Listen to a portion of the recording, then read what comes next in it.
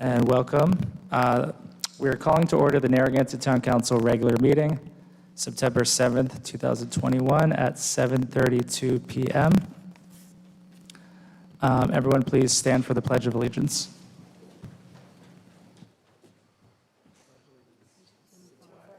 The United States of America, and to the republic for which it stands, one nation, under God, indivisible, with liberty and justice for all.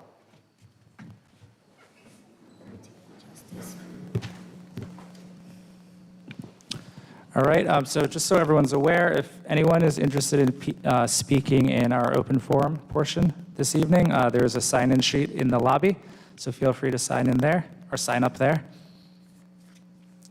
We will move on to the approval of minutes. Is there a motion to approve the July 6th, 2021 regular meeting minutes? I'll make a motion. Second. All in favor? Aye. Is there a motion to approve the July 14th, 2021 executive session minutes? I'll move the motion. Second. All in favor? Aye. Motion approved 5-0. Is there a motion to approve the July 19th, 2021 executive session minutes? Yes, I'll move the motion. Second. All in favor? Aye. Motion approved 5-0. Is there a motion to approve the July 19th, 2021 regular meeting minutes? I'll move the motion. Second. All in favor? Aye. Motion approved 5-0. And is there a motion to approve the July 26th, 2021 executive session minutes? I'll move the motion. Second. All in favor? Aye. Aye. Motion approved 5-0. Before we move on, I did want to take a moment of silence for Virginia May Farrell, who passed away on September 2nd. So if we can all do that for a moment.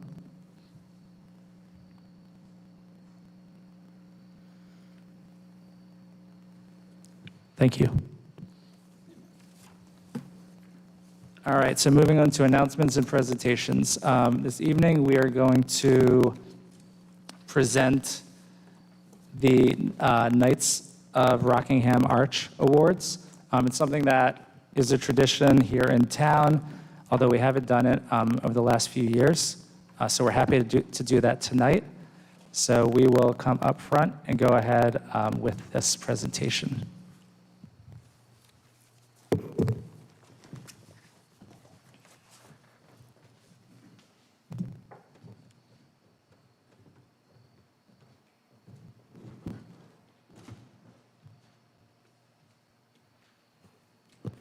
All right, I have Councilor Murray with me, who is the liaison, the council rep to the Knights of Rockingham Arch. So the Knights of Rockingham Arch Award is an honor that is bestowed upon those residents that strive to make Narragansett a better place to live and work.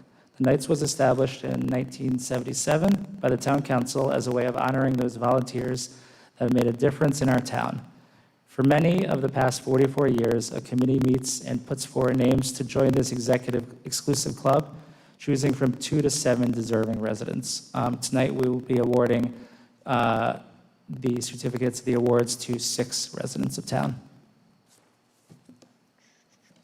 There you go. Those are their certificates.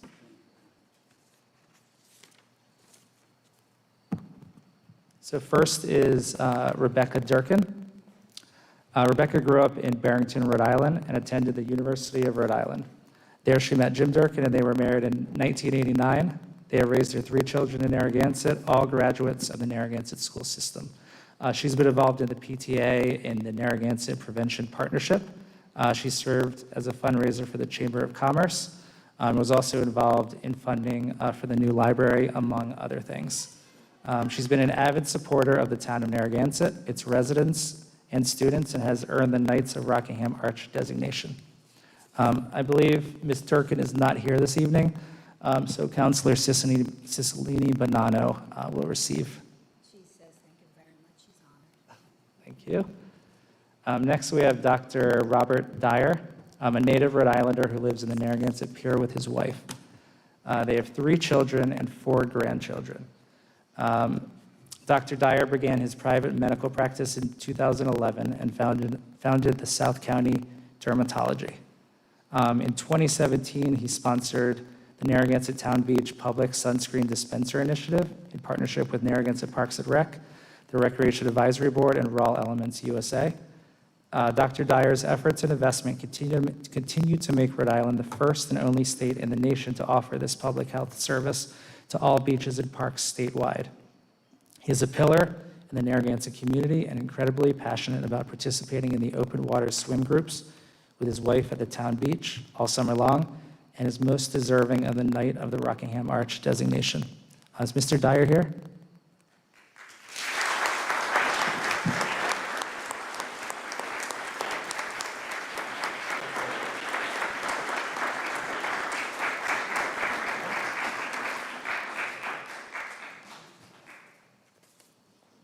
Next, we have Keith B. Kyle.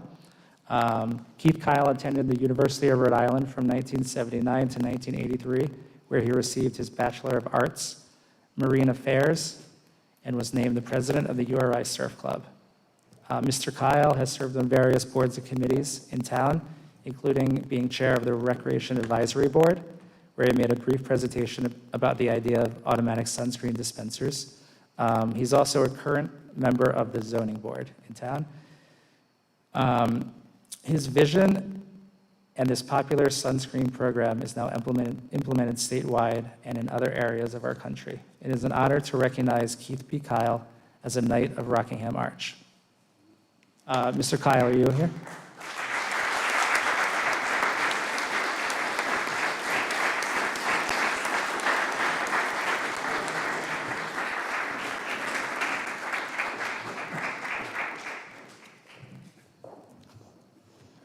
Next up, we have Rosalind Sinclair. Ms. Sinclair is a longtime Narragansett resident, well-known statewide for her generous philanthropic efforts. She has shown a keen interest in the arts with her support of the Rhode Island Philharmonic Orchestra, a regular feature of our Summer Beach series. Ms. Sinclair also championed refurbishment and restoration of the Providence Public Library and was awarded in 2018 the PPL Enlightenment Award for her decades of support and her advocacy for the renovation. Ms. Sinclair gave significant time and effort to the Friends of the Narragansett Library and other library advocate groups. For these reasons, Ms. Rosalind Sinclair has been recognized as a Knight of the Rockingham Arch. I don't believe she's here this evening, but Councilor Cicilline Bonanno will be receiving the award.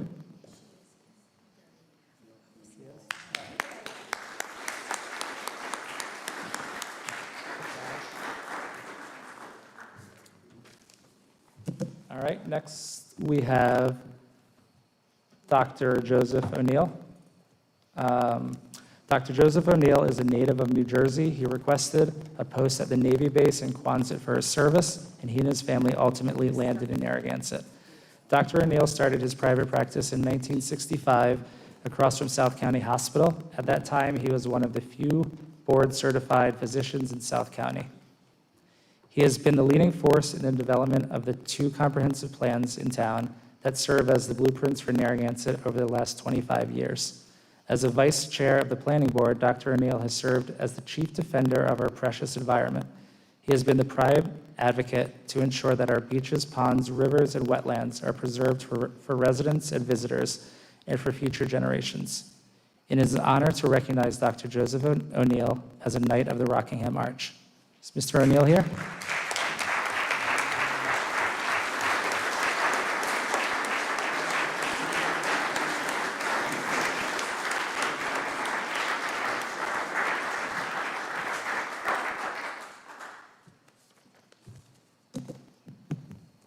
And last, we have Frank M. White. Frank has lived in Narragansett since 1964 and has served the town of Narragansett and the Narragansett schools for many of those years. Frank raised his 4 daughters with his late wife, Jeanne, and has enjoyed being a resident of the community. Frank served in the Narragansett School Committee from 1972 to 1976, where he worked critically to approve the design and construction of the Narragansett High School. He also served with the school committee from 2009 to 2020, where he regularly shared his wisdom, experience, and knowledge when carefully crafting school district budgets, creating significant policies, and serving as the clerk. Frank was a regular volunteer in the Narragansett Public Schools, where he tutored students in mathematics and often shared his admiration for many of the projects that students were working on in school. Frank has had a renowned career as a professor of mechanical and ocean engineering at the University of Rhode Island. Knights of the Rockingham Arch recognize Frank M. White as a knight on behalf of all Narragansett school employees, town employees, and citizens of Narragansett. It is clear that the town has benefited from Frank's incredible drive and service to helping others. Frank M. White deserves the distinct designation of Knight of the Rockingham Arch. Mr. White?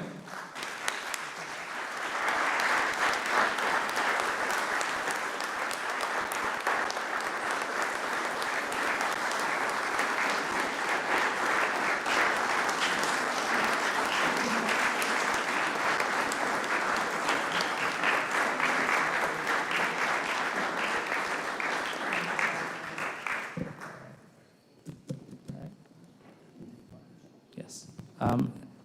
So thank you all. We're going to take a few minutes to let the room clear out. We'll be back in 5 minutes. Thank you.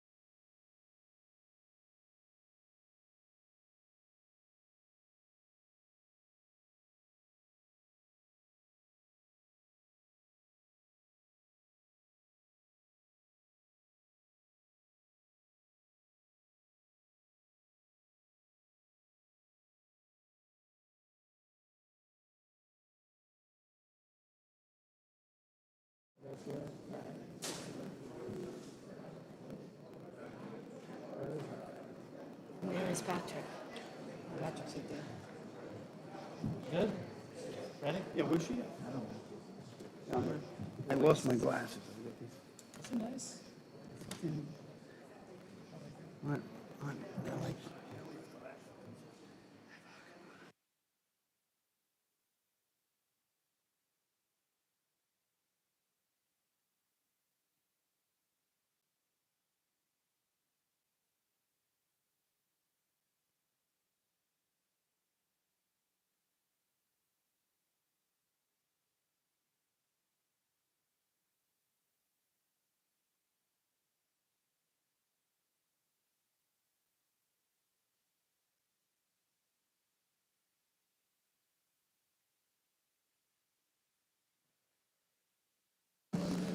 Okay, welcome back.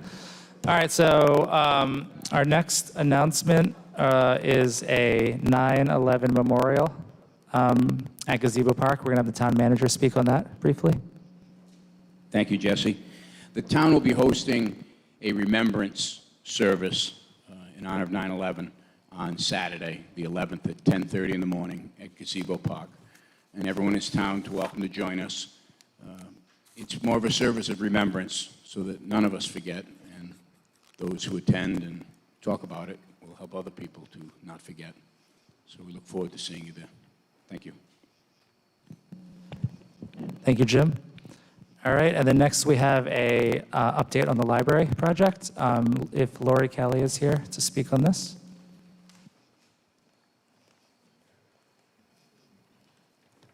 Good evening. So once again, I just want to do a brief update on where we are on the library project. The library board, the town, the architectural firm of HBM have all been diligently meeting and working on a floor plan and the room structures. It comes as no surprise to anyone here that there have been increased costs since the original estimation was done that priced this project for the 2016 bond referendum. So originally, we were looking at the 18,500 square feet, and the price, which was generically arrived at, was $5.8 million. So although this was a highly detailed professional cost estimate report in 2015-16, this was kind of a vanilla number. It was assuming a certain number of square feet in floor coverings, plumbing fixtures, base number on everything in the library consultant's report.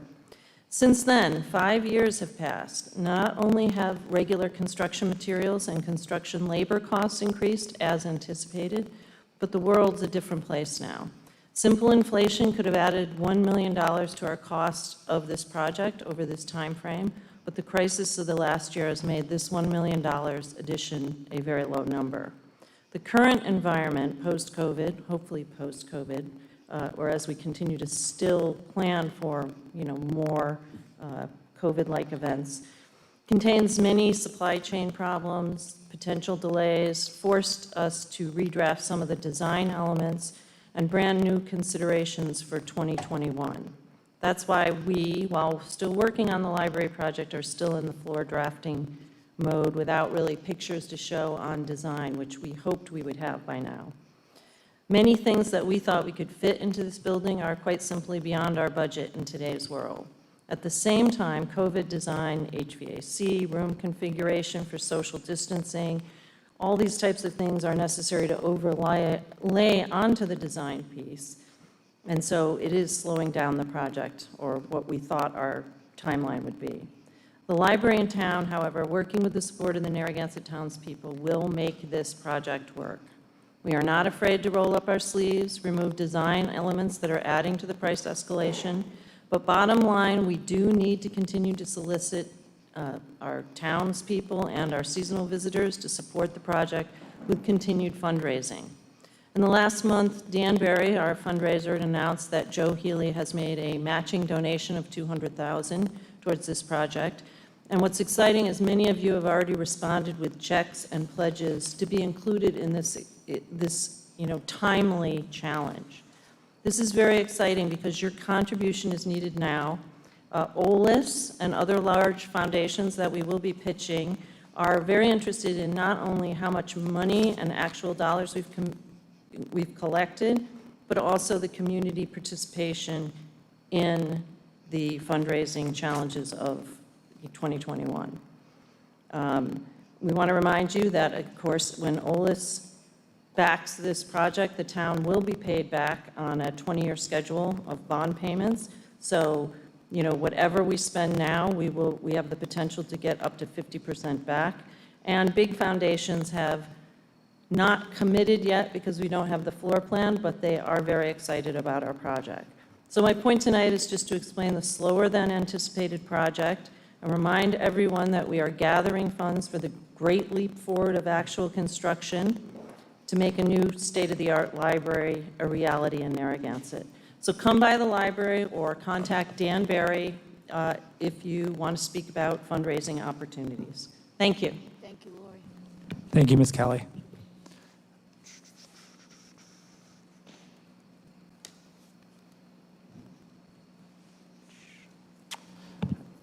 Okay, so we are moving on to the open forum public comment portion of the meeting.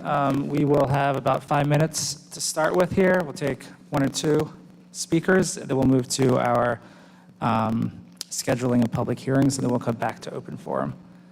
So we have a sign-in sheet. The first person to speak is Richard Vangermesh. So Richard, just real quick, I just want to make a statement for this. So for everyone, just remember to keep your comments to 3 minutes. We do limit comments to 3 minutes in open forum. Typically, we do not allow speakers to discuss items that are on the agenda. I'm aware that the student ordinance is on the agenda. However, it's a second reading. We will not be taking public comment during that item. So you can speak on that during open forum if you'd like to. All right, go ahead, Richard. Yeah, thank you. First of all, I do want to commend Susan. She did take a walk up to the second floor, and she saw things differently than me, and this is understandable. People, I do urge everyone to have the opportunity to look at this themselves without any guidance, or just see this. But I do commend Susan for doing this. We just don't agree, but it doesn't mean I don't commend her. Thank you. I feel the building on the second floor is too risky. I think there are 2 walls for the second floor, the cement wall, and then what I gauge to be a thin wall that to me is very difficult to break through. The stairs are narrow and curvy. I look at them as almost medieval and really not safe for entrance or exits during a fire. The elevator is going to be very costly, and I don't pretend to think that I know what the cost is. Someone told me $1 million, but that is just not, I haven't verified that. I say again, we should think of cubic feet and not square feet. It's a major error not to use cubic feet in the old IGA store. That allows for a small auditorium. It allowed for many more things. I think we're too hung up on square feet and not cubic feet. Now, in my view, we need a tight control system for this. This means a clerk of the works. This means a properties committee with public meetings so public like myself can ask questions. And we must avoid change orders. Change orders are the killers. This means, hence, we need to have the money on hand before we start building what we want to build. Without that, you are going to have continual change orders, and that drives the cost up beyond belief.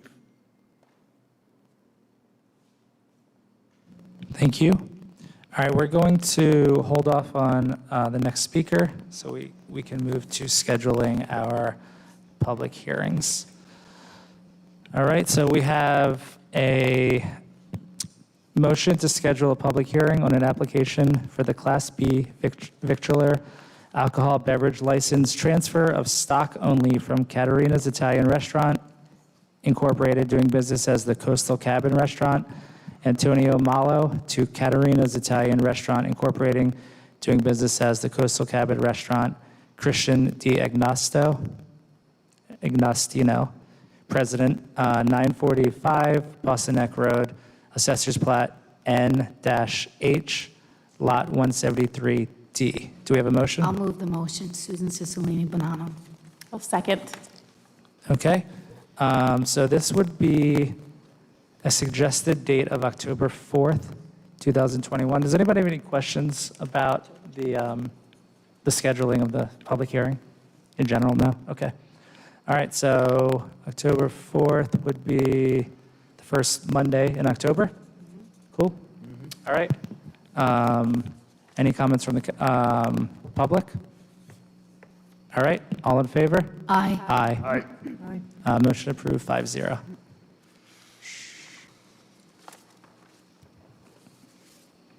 Okay, sorry, I'm having a little issue with my agenda on the laptop. Just 1 second.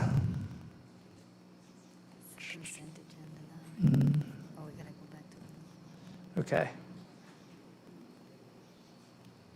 All right, so next we have a motion to schedule a public hearing on a petition from Warren and Barbara Clemente and Doug Desimone for the abandonment of a portion of Sunset Shore Drive. Do we have a motion? I'll move the motion. I'll second. Okay. So this would be suggested date of October 18th. So the second meeting in October for 8 p.m. Any questions from the council? Okay, anyone from the public? Ms. Saliberto? Please state your full name and address. What, is this on, or should I press the button? Okay. Okay, I object to giving someone public land, 7,613 square feet, for no charge. And right now, we're in a position where we can't charge people when we abandon land because our town is not included in Chapter 26-6. Now, this would be a very easy thing to have our town included in this law. It's a simple bill that would be submitted by one of our reps. And this is something I think we should do as soon as possible because we keep giving away land and we're in a position where we cannot charge anything. But above and beyond that, I'd like to see this motion tabled for that reason, but also, Mr. Indeglia, the planning board voted to approve this, but Mr. Indeglia had a number of stipulations. And as far as I can determine, none of them have been taken care of. There's 5 big stipulations here, and so until they take care of these, number of things here, I don't think you should be scheduling a public hearing. Let them do what they're supposed to do first, and then we schedule a public hearing. Thank you. Thank you. Okay, anyone else from the public? All right, anyone have any questions for Mr. DeLuca? Okay, all right. So all in favor to schedule on October 18th? Aye. Aye. Motion approved 5-0, right? I couldn't hear you. Okay, motion approved 5-0. Okay.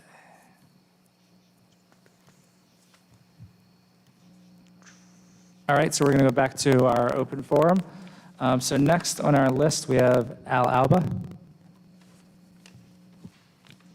Mr. Alba, please state your full name and address.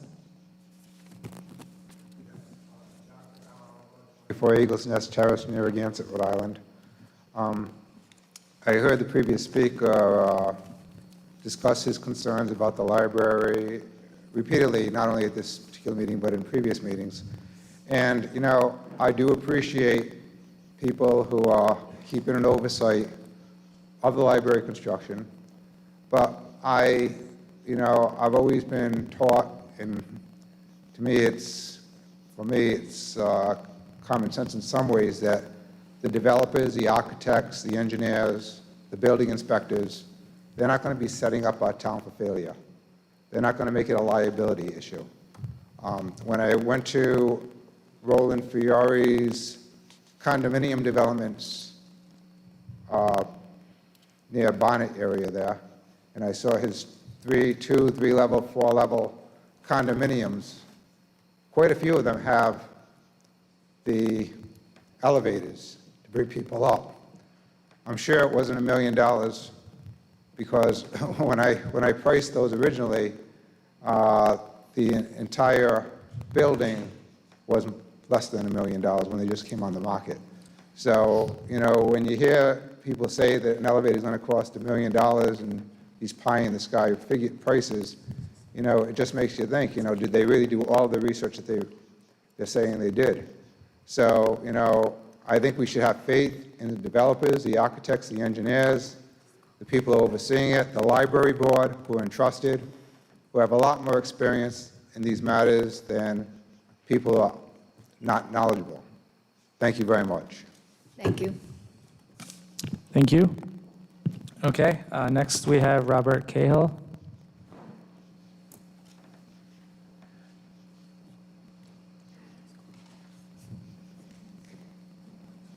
Please state your full name and address.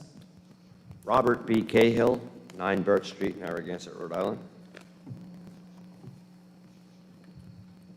Go ahead. Okay, I guess 3 minutes this time. Last time I was underprepared. This time I'm overprepared because I didn't realize the 3-minute. Please bear with me. If I go 10 seconds over, please allow me. I just want to tell you the story of when I lived in the city of Fort Lauderdale.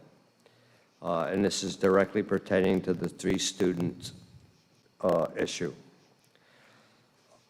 I lived in the city of Fort Lauderdale between 1980 and 1990. During the time I lived there, there was a huge push to stop tourism. The cities of Fort Lauderdale they didn't like tourism. It was once the largest tourism destination in the country for a century, especially because of the college kids for spring break, especially from January to April. But I guess a lot of the residents decided they didn't want it. So the residents of the city decided they didn't want the college students anymore, specifically the college kids. They pushed through an ordinance after ordinance after ordinance that basically persecuted anybody on vacation there between January and April, that if you were basically looking like you were the under age of 25, they would basically persecute you. The students who spent millions and millions of dollars while they were there on the Fort Lauderdale Strip in the city of Fort Lauderdale were being discriminated against just because they were there on vacation. So, if you raised your voice, you'd be arrested. If they caught you walking with an open beer, you'd be arrested. No matter what, you'd be arrested. But, again, somebody else raising their voice, no problem, that's okay. So, the kids got the hint. They didn't go anymore. Then one by one, the bars, the clubs, the restaurants started closing. Most of them claimed bankruptcy. Next in line was the hotels. Holiday Inns, all the big-name hotels, one by one, they either just sold or went bankrupt. The result was way too much loss for the city in tax revenue. Many of the city services declined or just stopped because the city couldn't pay the bills. So guess what Fort Lauderdale did? They declared bankruptcy. What happens next? Some of the hotels that used to be run as high-end quality Holiday Inns and Sheratons, et cetera, got sold to foreign entities. India, Pakistan, China, whatever. Now they're low-end hotels. So now they got some income coming in. Then what they do? City of Fort Lauderdale declares bankruptcy. Now they can't figure out how to get out of bankruptcy. What do? They hired consultants on the taxpayer dime. 15 seconds, please. All right. All right. These taxpayers paid millions of dollars to consultants to figure out how to get out of bankruptcy, which was raise taxes. which is what's going to happen here in Narragansett. All right? You're going to kick the college kids out. You're going to get 20, 30, 40% less college income. Our taxes are going to go out.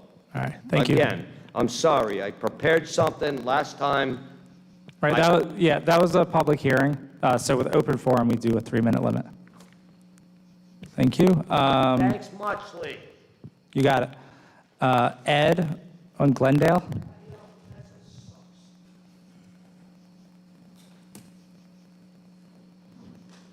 Please state your full name and address. Edward Leet, 33 Glendale Road. 3,368. I'm sure that rings a bell with one of you. It's a number of Narragansett residents that voted for you to get on this town council. When you ran for this town council, you clearly stated you were for looking at the limit of how many students there were, but you thought the 3-person wasn't right. It needed to be looked at. It needed the professionals, the planning board. Listen to them. That's what you stated. You know, people that run on something and then go against it without even giving it a chance. There is a 4-person ordinance on the books. Clearly, it's there. You need to work on whether or not you enforce it. I know some people might not even be in favor of that, but it was a compromise to get people to working together. And you decided against it. You know, a URI alum. I'm a URI alum. You lived down the line. You enjoyed living down the line. I did too. I lived down there. Countless memories, still have friends. You know, 35 years later, I still have friends from that. And, you know, a person that doesn't stand by, there were many people, and I credit them, many people, probably some in this room, that ran in support of that 3-person ordinance. And they didn't get 3,368 votes. You did. One person that was in favor of it was elected. Good for him. He's staying by his word. Patrick, stand by his word. But there were people here, you know, that trusted you. These are residents that trusted you to do the right thing. I have 3 minutes left? This is great. Okay, no, I'm only kidding. No, I know, 30 seconds. I won't be that long. You know, I have a house, you know, I have the Glendale house, but my mother-in-law has a 3-bedroom, 2.5-bath in Narragansett, close to the Cumberland, you know, the Cumberland Farms. When you pass this ordinance, if you pass it, you're the deciding one. You can change this.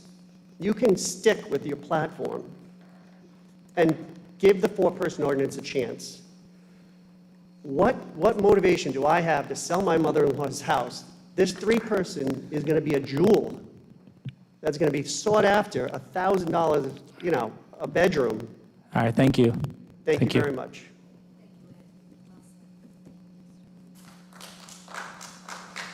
All right, next we have Stanley Wojciechowski.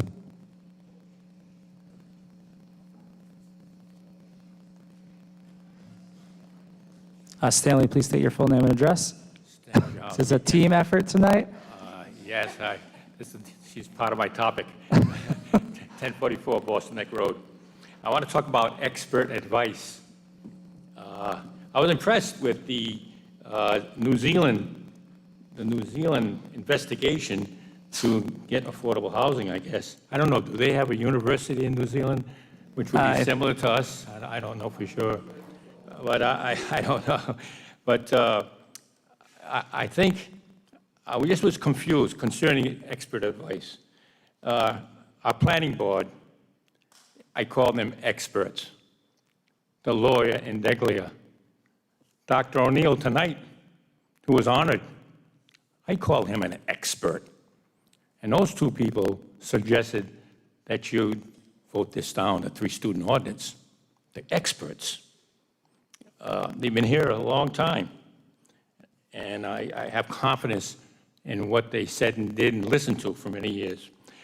I also want to let you know that my wife was a broker for 50 years. Is.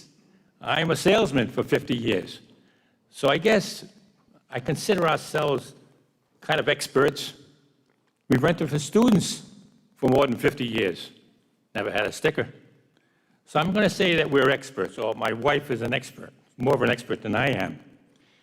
And this 3-student ordinance will cause all the 1, 2, and 3-bedroom houses to go to rentals. So affordable housing will be gone. It'll all go to students. There'll be no affordable housing for families. So what you are doing is cutting out affordable housing for families. You are not going to have a family being able to afford that 3-bedroom. So I wish you would reconsider doing that and look at another way we deal with noise. You'll find that our police chief has found the answer with the noise, and just give him the ability to have larger fines, whatever he needs to fix the problems of noise and confusion, whatever it is. But certainly, it's not only students that cause trouble. And right now, expert advice, you're getting all this expert advice. I wish you would have listened to it, or will listen to it, on your final vote tonight. Thank you very much. Thank you, Mr. Wojciechowski. Next, we have John Hanley.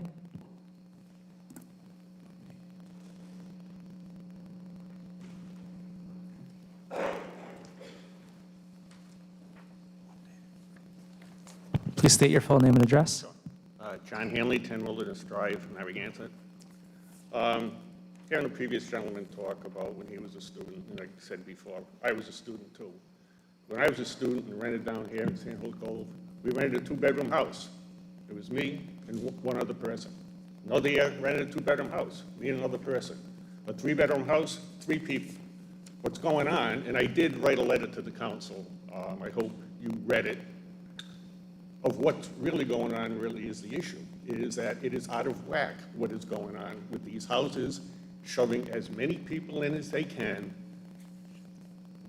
and there's no regard for the quality of life of the people. So I know the previous comments directed at a certain councilwoman, I hope you have the gumption to stay with your vote, because it's the right thing to do for Narragansett. And let's give it a try, and if it needs reconciliation or something a year or 2 from now, then you can do that. But let's get something done. Thank you. Thank you.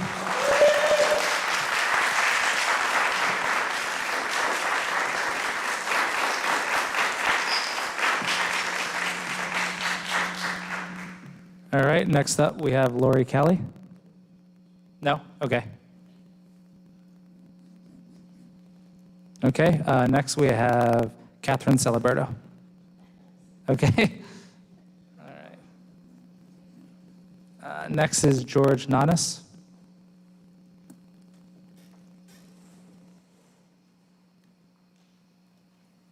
Please state your full name and address.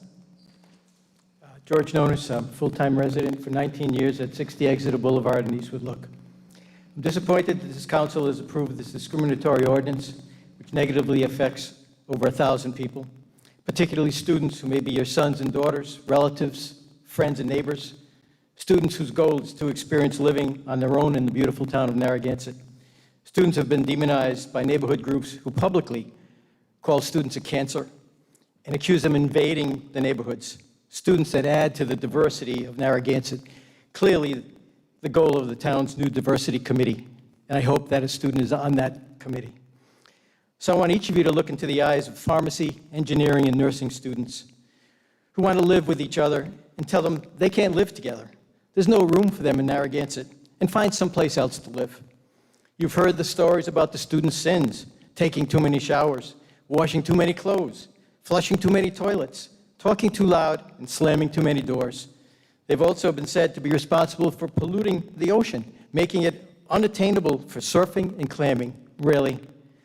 What about summer renters who, along with their guests, populate these houses with 2 or 3 times the number of people each week?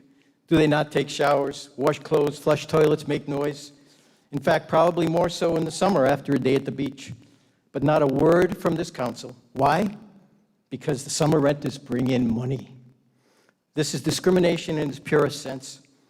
One of you who supports this ordinance said, quote, "I do not believe the answer is to implement poorly crafted, discriminatory, and exclusionary housing policies that make the town vulnerable to housing discrimination lawsuits." This is exactly what this is. The council always says that it listens to the residents. I'll argue that students are more residents than the part-time residents who spend 5 to 6 months of the year down south or out west. Some don't even vote in Narragansett.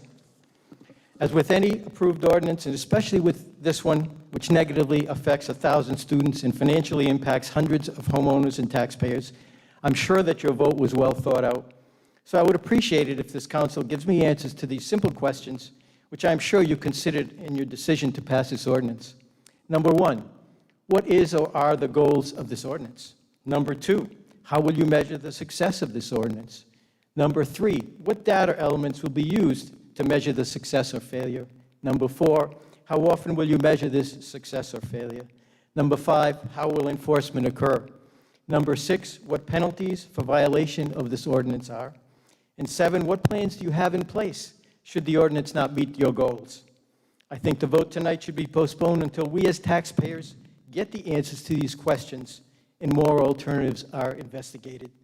Don't let the legacy of this council be to divide and not unite. Thank you.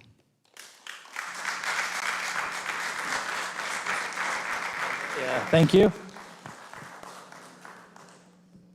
All right, next we have Dave Madison. Dave, please state your full name and address. My name is David Madison. My full address is 15216 Hemingway Heights, Conroe, Texas, by way of South Kingstown, Rhode Island. Just a little background before I share with you my views at this point. My father spent 87 years in South Kingstown. He was the janitor at Narragansett High School when I was growing up. I spent a lot of my youth running around the gyms of Narragansett. My father and mother and father had 9 children. I'm the youngest of 9. My father worked 2 full-time jobs. My mother worked a full-time job and a half of one. My father had his third job was a custodial cleaning business. Win Haynes is in here, and I'd like to apologize for him because I think that the time limits have expired. I learned how to drive a stick shift courtesy of Win Haynes at the back of Sunnyside Restaurant when I was 14 years old with my brother teaching me how to drive the car, his Bronco, and I smashed it into his garbage can. My father also cleaned Bonnet Lounge up at Boston Neck Road. We were dirt poor. Saturday mornings when the door opened, we ran to find pennies, nickels, dimes to have some discretionary income to spend on a candy bar down at the store. My parents, like Emily Simeone, they are Swamp Yankees too.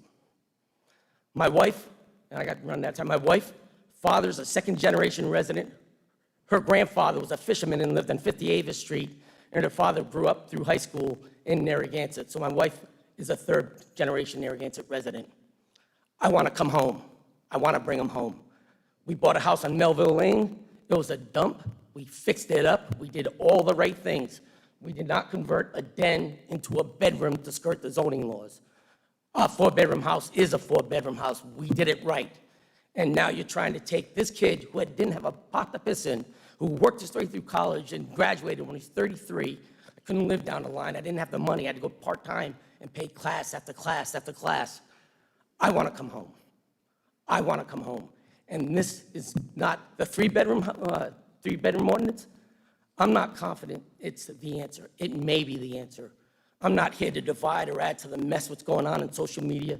I want to come as a uniting force and try to work together across the other side to come up with an amicable solution that works for everybody. So I'm asking the town council, please table this motion. Let's get additional information, come up with alternative plans, and try to work for a solution that works for everybody. So this third-party resident of South Kingstown who ran around in Narragansett Elementary School and scrounged for change at Bonnet Lounge can come home and be with my family, who all still live in South Kingstown, Richmond, Wyoming, Hopkinton, because they couldn't afford either South Kingstown and Narragansett. The problem existed back 30 years ago, 50 years ago. It still exists today. I don't think the 3-bedroom ordinance is going to solve it. Thank you all for your time.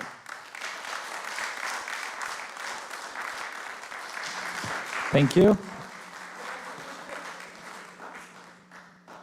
And if everybody tends to think that I'm not a resident, the man who you guys honored tonight, Dr. O'Neill, gave birth to both my kids at South County Hospital and guided us through one of the most horrifying times a young parent could go through. Say I'm not a resident. I don't know what you have to do to be a resident. I want to come home. Thank you. All right, next we have Greg Madsen.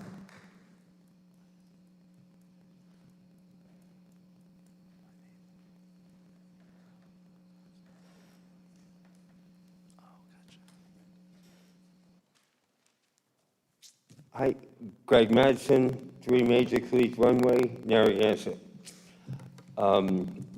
Most of what I wanted to say has already been said, but since I have 3 minutes, maybe I'll just repeat it.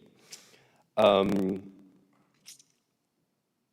trying to figure out, for this ordinance, are we discussing this ordinance because the students are unruly and disruptive? Or, as Jesse presented, are we attempting to increase families and year-round residents? I get confused. I don't know exactly why we're having this conversation, but if we're worried about disruptive students, going to 3 students will not solve that problem. All that's going to do is spread the students out into even more neighborhoods. Now, instead of having people in a 4-bedroom or 5-bedroom or a 6-bedroom, they will spread themselves out and they will go find 3-bedroom houses in other neighborhoods. Just as a small indicator, and I don't know if this is 100% factually correct, but I believe it is, since the first pass on this ordinance, there have been 13 new 3-bedroom houses go on the market in Narragansett. All of them are at $450,000 or more. Some of them are as high as $700,000. I don't think that's affordable. Jesse, I'm sure you don't think that's affordable. That is not providing affordable housing. I don't think we're going to go back to a point where Narragansett is a quiet residential community. All of the 4, 5, 6, 7, 8, 9-bedroom houses are going to have to find replacement income. If you take away the income, they're either going to have to raise the rent for the 3 people who live there, or they're going to have to raise the rent in the summer. Obviously, if you raise the rent in the summer, you're going to exclude all of the Rhode Island residents who come here to vacation. I don't have that kind of expendable income, and most of the people in Rhode Island don't. So what you're going to create is a situation where in the summer, the only people here will be from New York, New Jersey, and Connecticut. It's just very frustrating that this ordinance is trying to reduce the number of students, but it's going to increase the number of housing. I really think that we need to find a better solution, whether it's increasing the rental registration by bedroom to increase income for the town to enforce the laws that are on the books. But I think that we should find a solution to the problem, and we should table this vote on the second motion until we explore other options. Thank you. Thank you.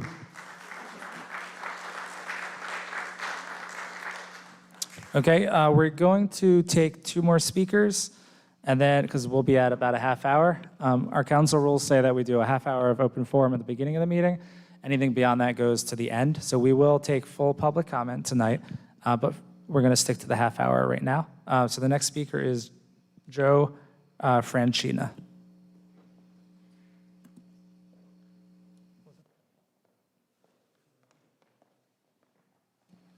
My name is Joe Francino. I'm at 6 Lauderdale Drive in Narragansett.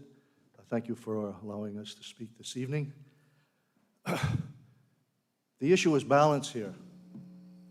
The number of URI students in this town is excessive, and it's only growing bigger and bigger each year. A new September just came in. Most residents, I'm one of them. I've been here 18 years, moved in '03.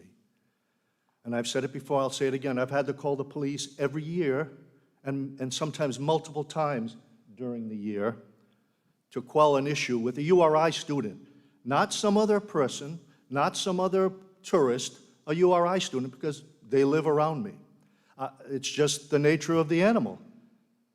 But my question is, will the town council, bowing to those who make a lot of money by renting, or feel that the town is responsible for them to buy a place here?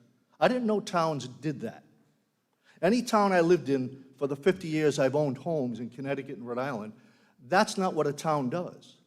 That's not what town council members do, or selectmen, or select women. That's not their task, to provide guarantees for either outside investors, landlords living in the town, or those living out of town. That's not your job. It never was, and it shouldn't be now. And anybody who feels that they must support those who make money on the backs of those who live here permanently should recuse themselves from any vote. That's the bottom line. This has nothing to do with who hates who, because that's not the issue here. This is called quality of life. And the first day I lived here in '03, and that was September of '03, the onslaught of URI students who come here every new September, there's a whole bunch, I couldn't believe what was happening. And I'm going to repeat what I saw, what I had when I bought the house. I didn't understand why the woman who lived before me had screens on all the basement windows, and she had more floodlights than Gillette Stadium. Now, that's a slight exaggeration, but not much. I didn't understand that until that first September. And I had to call the police. 2 a.m., and I was working full-time then. And it's tough to have URI students prancing around the neighborhood, drunk, public urination, screaming obscenities, and I had to work the next day. It doesn't work very well. We're not talking about anything else but this. It's called quality of life and your task as a town council member. Who do you support? Do you support the minority, or do you support the majority of residents here? Now, I understand 2 of you voted against the three-student ordinance. I don't understand why. Why not? 15 seconds. I'm sorry? Just 15 seconds. Yes. I don't know what's stopping you from doing it, because the explanations I have received, they keep talking about how it's going to spread like a cancer. The intent is to reduce this capacity problem with URI students. Thank you. And the population of Narragansett. Thank you.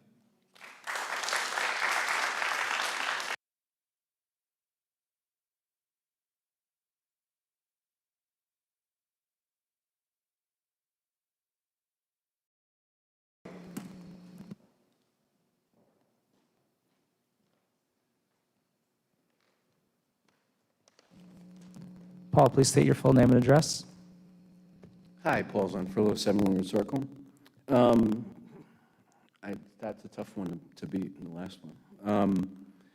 So a couple things. First of all, I want to just say Dr. Vandermeesh knows what he's talking about, and he's a brilliant guy, and while you may not agree with him, it is a terrible thing to discredit him or even attempt to do so. You just can't do it. As far as the 3-person ordinance goes, you know, this is really about money.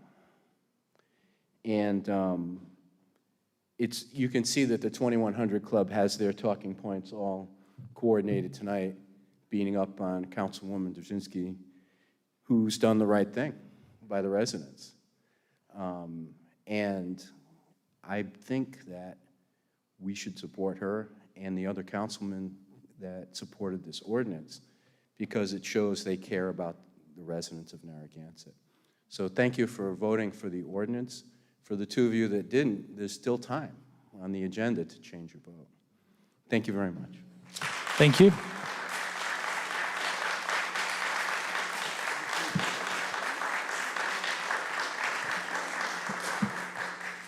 Okay, so there's no other names on our list. Mr. Tierney, is there an updated list, or is this it?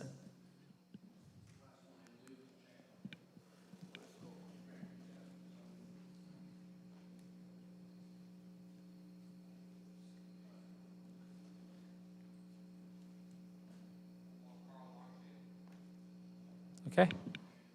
Carl Marchand.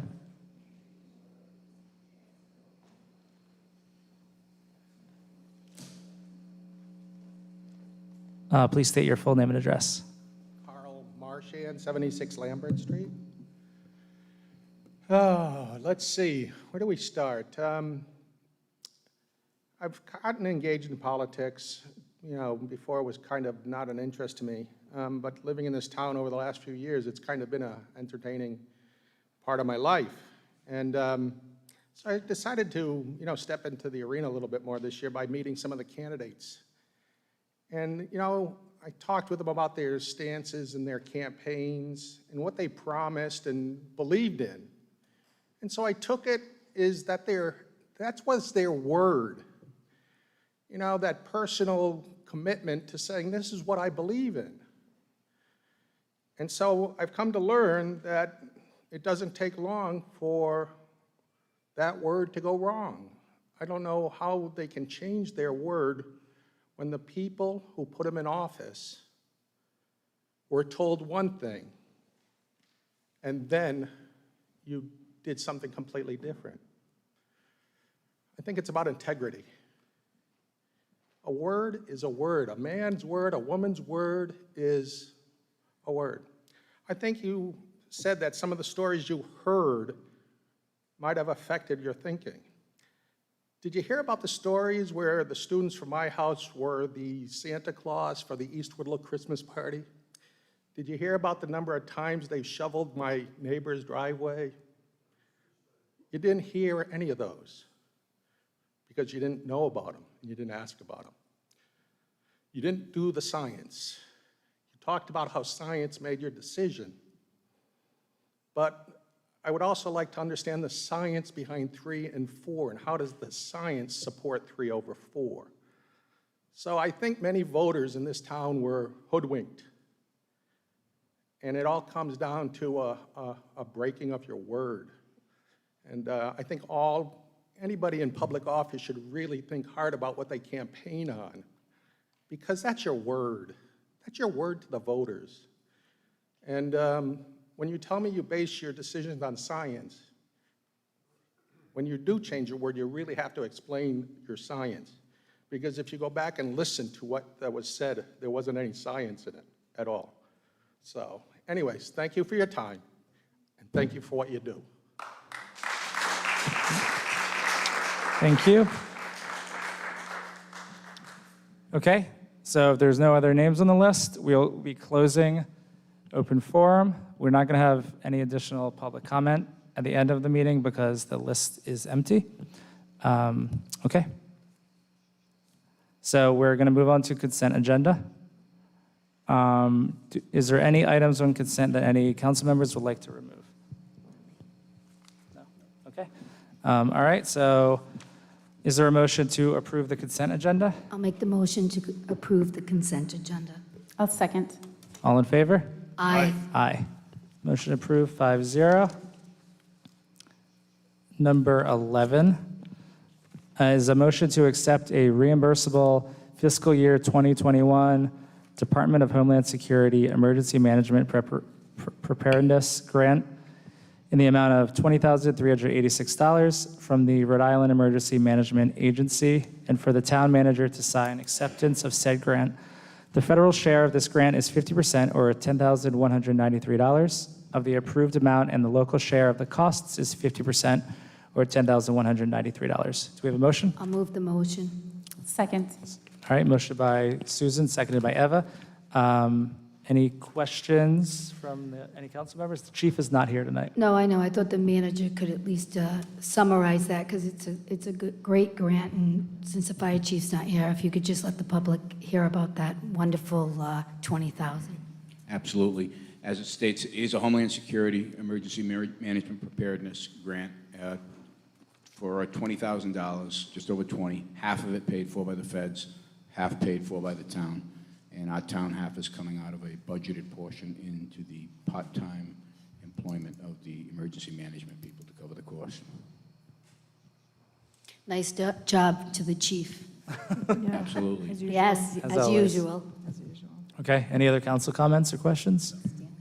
Stanley? Stanley, please state your full name and address. Stanley Wojciechowski, 1044 Boston Neck Road. As normal, the chief is he just finds these grants, and I can't help but to continue to stand here and say thank you to him for doing that, and it's given a taxpayer a little bit of a break. Thank you. Thank you, Stanley. Thank you, Stanley. All right, anyone else? Okay, seeing no hands. All in favor? Aye. Aye. Motion approved 5-0. Number 12 for Parks and Recreation is a motion to approve services for Brighter Skies Balloon Company for hot air balloon rides at Gazebo Park on Sunday, September 19th, 2021, as part of the Gansett Day celebration in the amount of $10,000. I'll move the motion. Second. All right, questions or comments? Okay, anyone from the public? All in favor? Aye. Aye. Motion approved 5-0. Number 13 is a motion to approve the placement of 3 Big Brother, Big Sisters clothing donation bins throughout the town. I'll move the motion. Second. All right, so this is a follow-up to the presentation we had a few weeks back from Big Brothers, Big Sisters. We had approved the placement of the bins in concept. We just wanted to hear back from Parks and Rec on actual specific placement. Yeah, the location was the big question. Where are we putting the bins? And we want the public to hear as well. Thank you, Michelle. Thank you, Michelle.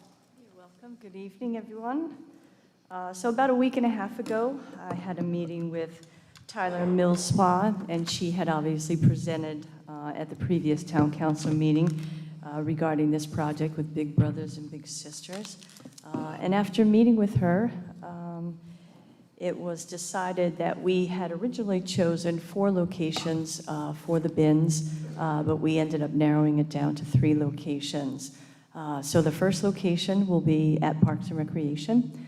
The second location will be at Dominic Cristofaro Park. And the third location, I suddenly forgot, so let me get it to you, will be at the Narragansett Middle School. So again, 3 very popular locations in town, a lot of heavy foot traffic. So I think the bins themselves will obviously get filled, and they'll get filled very quickly. Part of the program as well is Big Brothers Big Sisters takes total control of the bins. They do weekly runs in clearing the bins. They will also come out for emergency pickups. Say, example, we have an overflowing bin. They will come and retrieve the articles within a day's notice. And also, if people were to decide to put a toaster out there or some other kind of object, they would also take possession of that and dispose of that on the town's behalf. And then when we do get a check cut, a quarterly check for the town, any disposal fees for items such as toasters, ovens, things like that are left there would be deducted from our cut of that check. So it looks like it's going to be a very interesting program. It's extremely run very well, and many towns throughout the state are profiting from this program. So, Michelle, the location of the bins is very strategic. You have one in the south, one in the center, and one in the north. I think that's really great for the residents and the visitors, so. Correct, nice yeah. job. All right. Any council questions for Michelle while she's up here? No. So the one thing that we had kind of touched upon, I think Ms. Celebretta brought it up as well as others, was either letting Big Brothers Big Sisters use that money towards charity, basically within their organization, or if we wanted to earmark it on the town side and use that towards a designated charity. We could do that without deciding that tonight, right? Correct, and we did discuss that as well, and that's certainly something we could look into in the future. One thing we did discuss was, of course, the fund that we have at Parks and Recreation to assist families in need in supporting their children at camp throughout the summer. So again, we could discuss that further and find also alternative uses for that money as well. We could possibly decide that maybe 1/4 that money will go to the camp fund, and maybe another quarter we'll decide to use it in another area as well. So whatever you think is most appropriate. Okay, great, perfect. All right, thank you. Thank you. Free toasters, Stanley. Mr. Franchina?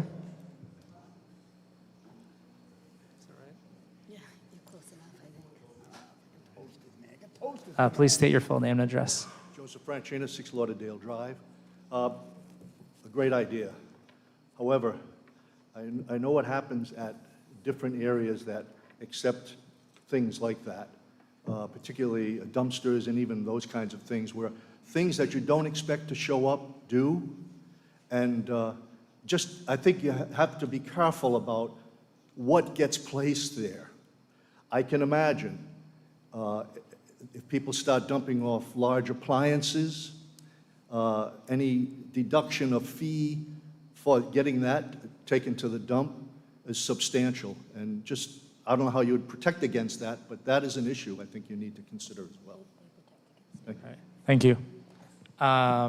Michelle, did you want to come up? Okay. I should have added earlier, of course, I think it'll be a responsibility that I will undertake and check on these bins probably several times a week. If I were to find a large item, an unsightly item, for example, say a large microwave or another large piece that has been left behind, we would certainly, on the parks maintenance side, have that removed. Someone's standing behind you. And also offer, get the assistance of Mr. DeChico and his crew to get those items moved out of there. Yeah, Public Works can also monitor those bins. Any of those electronics can be brought to DPW, where we do have the electronics drop-off, and that material can be taken from there. Okay, great. Thank you. Thank you both. Thank you. And I probably should have kind of held this up. I'm sorry I don't have a slide, but you can't mistake these bins. They're large, they're green, obviously very well marked, specifically asking for bagged items, clothing, and shoes. But again, if we do have an issue where larger items are dumped, we'll certainly take care of that on our end. All right. Great, thank you. Stanley? Stanley, please state your full name and address. Stanley Wojciechowski, 1044 Boston Neck Road. I think this, the money should go to special appropriation. You have a special fund right there that you give to charities that come up here and ask. So this is the money that should be targeted, and it might end up reducing the tax dollar a little bit because it'll input into the special appropriations fund, if you will. Thank you. Thank you, Stanley. Dr. Alba. Please state your full name and address. Yes, Dr. Al Alba, 24 Eagles Nest Terrace, Narragansett, Rhode Island. I would like to say, first of all, to congratulate Michelle for bringing this forward. I think it has a great past track record when the representatives from Big Brothers Big Sisters were here. This is not the first town or city where these have been used. I'm sure we can consult with the experts. Like I always said, we should always ask the experts, if there were situations which have arisen. We might want to even have a small sign put up next to it stating where the electronics can be placed. That way there, if people go there not knowing that this is not for electronics, or we could state, please leave no electronics located here, no big items, please. This is not, a little sign like that, and let the people know where they might be able to deliver those items. That might be a suggestion. But I want to thank everyone who brought this forward. Big Brothers Big Sisters is a great program. I was in the Big Brothers program before. It's a wonderful thing. And I think, as President Pugh mentioned, we can earmark this for the town's favorite charity. Thank you. Thank you. Anyone else from the public wishing to speak? Okay. Seeing none. Any other comments from the council? Okay. All in favor? Aye. Aye. Motion approved, 5-0. Number 14 from Public Works is a motion to approve the bid extension for road striping services with Safety Marking Incorporated at their quoted unit prices for the fiscal year 2021-2022. Do we have a I'll motion? move the motion. Second. Any questions for Mike? Okay. Anyone from the public wishing to speak? All right. All in favor? Aye. Aye. Motion approved, 5-0. Number 15 from Community Development is a motion to authorize the town manager to sign a temporary construction easement and perpetual easement for pedestrian and vehicular access over land owned by James and Laureen DeAmbra on Central Street for the purpose of constructing a paved roadway with bicycle and pedestrian facilities. That the form and content of the easement are reviewed and found acceptable to the town solicitor. I'll Do we have a move the motion? motion. Second. Okay. Mike, do you mind coming up? Thank you.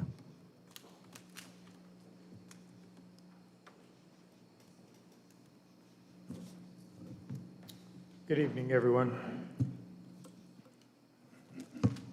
This is a project that's been underway for quite some time now, and it may sound a little bit complicated, but it's actually quite straightforward. Let me just give you a couple of minutes of background. Am I on the clock? A couple of minutes of background, and I have a graphic to show you. So for several years, actually from 2009, the town's been working with RIDOT, Rhode Island Department of Transportation, to improve a pathway between the Central Street corridor and the middle school, high school campus. This was done under a state grant that we received in 2009, as I mentioned. And that grant was, because it took so long, which I won't get into detail about, for us to get to the point of construction, that grant was enhanced twice to the tune of around $800,000. I don't have the exact number. And it was, the primary objective was to encourage students at the middle school to bicycle or walk to school. Because it was called the Safe Routes to School, it was part of the Safe Routes to School program, and it was a Safe Routes to School grant. It wasn't directly intended to enhance the high school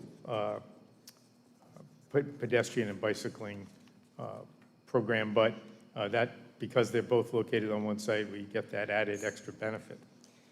Interestingly, though, as we were working through the project, and those of you who've been out to the school have seen the pathway that runs from South Pier Road through the middle school property, around the back of the high school, and then culminates with the new bridge that has crossed the two streams just around the corner here from us. Interestingly, the last part of this was to connect to the cul-de-sac on Central Street. And as you know, that Central Street cul-de-sac is gravel. So we wanted to pave that. And the very unique circumstance of that is that that cul-de-sac is privately owned. So there we have it. It's privately owned, which is almost never happens when a subdivision is done and a roadway is built such as this in the center of town. But this subdivision, which was recorded in 1980, picks up on Central Street just as it comes by Town Hall.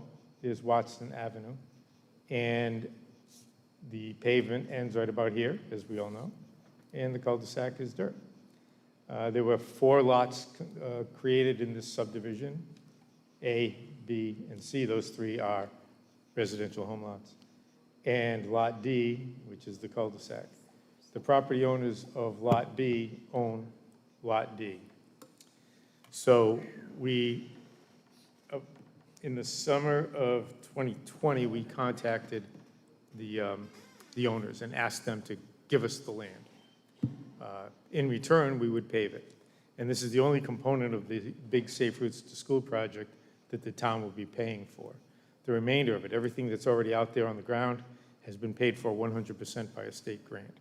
So the only part that would be paid for by the town would be the paving of this little small cul-de-sac. So interestingly, again, surprised myself, the owners did not choose to give it to us. I think they would have, if it were me, I would have wanted to give up the liability of the maintenance of that cul-de-sac, not to mention its proper care and whatever damages might occur to people who use it. But they didn't choose to give it to us. However, they did agree to an access and utilization easement. So I worked along with the town solicitor, the assistant town solicitor, Mr. Marcella. We drafted an easement and sent it along to the owners, the D'Ambers, James and Laureen. And they signed it and sent it back to us. There was no fee involved with the easement, and all we need to do here is complete the work on our end, which is to garner your approval to accept the easement and allow Mr. Tierney to sign that easement. That will open the door for Mr. DeCicco and his staff or contractors to do the paving. And that is all I have. So, Mike, if we approve that, when will that actual project be done? Because I know that Safe Routes I've to spoken to School- Mr. DeCicco, and I'm going to look over my shoulder while I say this to make sure I It's get a a head long nod, time waiting. that it could be done in this construction season. Is that possible? He said he'd do his best, But by the spring? Is that what you possibly said? before the cold weather comes in. Okay, I'm just curious. Thank you. Any other questions? Any questions for Mike? No? Okay. Thank you, Mike. Thanks for Thank you, the Mike. detailed explanation. Anyone from the public wishing to speak on this? Okay. All right, we're going to go ahead and take the vote. Ready? Oh, Catherine. Yep. I don't really want to speak. I just want to know what they're going to pave it with, because there's wetlands over there, and there's that crooked brook that runs through the whole town, goes for miles and miles and miles. I was just down there today, as a matter of fact. So, I mean, what are they going to pave it with? Blacktop? I think it's a rubberized. That strange thing So- they put on no, Wells it's not. Court? Whatever that was. Asphalt. Wondering. Mike, yeah, you can comment on that. Friendly since of the wetlands and brook. It's going to be paved with just standard asphalt. And the reasoning is that this area has been an altered area for quite so many years, 30 years now. And there's no further degradation that could be made to the wetland area. So we have storm drainage in the roadway. The water will be directed away from any wetlands. Okay, thank you. Okay, anyone else from the public? Okay, all in favor? Aye. Aye. Motion approved, 5-0. Number 16 from the IT department is a motion to approve the email cloud migration project with two vendors, Zones LLC and Velocity Solutions, in the total amount of $42,710. I'll move the motion. Second. All right, any discussion, any questions from the council? No, okay. This, I believe, comes from capital projects account, so it's already budgeted, right? Okay. He's nodding. Thank you, Dan. Anyone from the public like to speak on this? Nope. All right, all in favor? Aye. Aye. Motion approved, 5-0. Number 17 is a motion to approve the renewal of the Viewpoint OpenGov application services with OpenGov in the amount of $11,412. I'll Do we have a move the motion. Second. Okay. And this one comes from the operating account. Does anyone from the council have any questions? Okay. Anyone from the public? All right. All in favor? Aye. Aye. Motion approved, 5-0. All right. So number 18 from the town clerk is a motion to approve a mobile food establishment license application for Raymond Montalvo, DBA Poppin' Minis RI, subject to local and state regulations. I'll move the motion. Second. All right. Janet, do we have the applicant here? No? Okay. All right, so we've approved a few of these. Yeah, so if we approve this one, it will be number 12. Janet, how many mobile do we have presently in the town of Narragansett? 10. 10, okay, 10 out of 12. Okay. All right, any other questions from the council or comments? I just want to, again, just clarify the mobile license. Can you just explain that just in detail, what that means to the town? Yeah, because it is kind of confusing. They're on the go. Right, and they're Food allowed- truck. It's a food truck. They get to, they are allowed to stop with for periods of 4 hours as long as they have approval from the property owners, if they stop in front of somebody's house. Okay, thank you. You're welcome. All right, anyone from the public wishing to speak? Okay, any other questions from the council before we vote? Okay, all in favor? Aye. Aye. Motion approved, 5-0.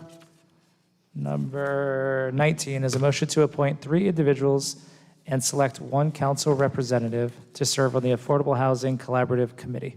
I'll Do we have move a the motion? motion. Second. So I have a... You can start. Yes, so Mary Beth Young has applied. Again, we have shouted out to get applicants to serve on the Affordable Housing Collaborative, and it's been really difficult. We've had some applications that are presently serving on some other boards.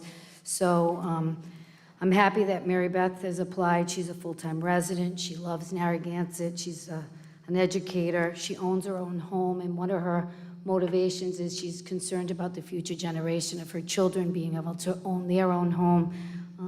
And she really talks about her love for this town and having housing for others. So I'd like to nominate her as a newly appointed position. She's serving on no other boards at this time. Yeah, I would second that nomination. I was just going to say, we have a 1 year, a 2 year, and a 3 year, I think, right? Oh, so we did one, there was already one, right? We did Kathy Baptista. Oh, we did, Right, okay. and that was for the 3-year, Okay. right? This one would be for the 2. This would be for the 2-year? Well, we have a 3-year, number 2. 3-year terms, it's just that they're staggered for the first term. Right, oh, okay, okay. Okay, so she would be a staggered. Oh, But one expires in 3 years. So do you want to, one expires in 2 years, and one expires next year? Okay, got it. Right, and then they have to go for a second. Right. Yeah, okay. Okay, So this would be for member seat number 2? yes, that'd be fine. Yeah, Do you can wanna we do one nominate at a someone else? time? Yeah, how are we going to do it? I have We could do one at a time. Okay. All right, so, First and a second on that. okay, great. So there's a motion to nominate. Mary Beth Young, Right. so. All right, anyone from the, we normally take public comment on these individually. Anyone from the public? Ms. Celebrato? Please state your full name and address. Catherine Celebrato, 48 Earls Court. I've looked this up. We've had this committee in the past, and it never met. It's not really a good thing. I nominate myself because I've been doing some research on this, but I'm not a full-time resident, so I'm not going to nominate myself. But I hope this committee, once it's formed, actually starts a meeting and starts addressing the issues in town. Thank you. Thank you. Anyone else from the public? Dr. Alba? Please state your full name and address. Yes, Dr. Al Alba, 24 Eagles Nest Terrace. I know one of the concerns which I've heard about the 3 versus 4, they say, you know, we don't have enough affordable housing. And that is a concern. That's a legitimate concern. I don't think that dropping the number of students from 4 to 3 is going to solve the issue. I do feel that we do need to work at this. I think there's a lot of land which is available. I know on Boston Neck Road, where the golf course is located. Dr. Alba, just a reminder, so this is specifically an appointment. Okay, so I just hope that the committee, when they work together and when they get together, they look at land which is available and consider, let's maybe the town purchasing the land, we can get state lands, federal monies, et cetera, to appropriate. So I hope, I wish the committee very well. Thank you. Thank you. Thank you, Al. Okay, anyone else from the public? All right, so all in favor of the nomination? Aye. Aye. Motion approved 5-0. Any other Yeah, nominations? I would like to nominate Nicholas Edwards for this, for the Affordable Housing Collaborative. He's a lifelong Second. Narragansett. Okay, sorry. All right, well, I actually asked him to apply. We, like Susan said, we didn't have that many applicants, and there were applicants that were already serving on other boards. I think this is a very important board to be on. So he is he's a graduate at Suffolk University, and he majored in global and cultural communications and minored in government. I think he's a good fit for this committee, and so I'd like to nominate him. All right. Yeah, I would agree. Pretty much everything that you're looking for in a nominee. So yeah. Any comments from the public on this specific nomination? Okay. All in favor? Aye. Aye. Motion approved 5-0. So that is 3. Going to be for Me- member seat 3? Yeah, that makes sense, right? Yeah. 3, Okay, sure. thank you. So then we still have member seat 4, if we want to do that tonight, or we can hold off. I would recommend holding off on it, I think, unless, I don't know if you had any other. Try to get some more applicants in. Okay. All right, cool. All right, so we're not going to do a motion to continue because we took action. We'll just put it on again. Okay, great. Oh, yeah. Do we To want to do appoint that or to the- wait? So, I have an interest in it, actually, since I put the motion forward. But I actually attended South Kingston's Affordable Housing Collaborative, and I met with the Housing Authority here, and I've got a strong interest, and I know you too, Jesse, do, so I don't know if we can split it. Obviously, we can't determine the market, but I have interest in having affordable housing for families in Narragansett. So I don't know if you want to share it, if you want me to do what you want to do it, but anybody else interested?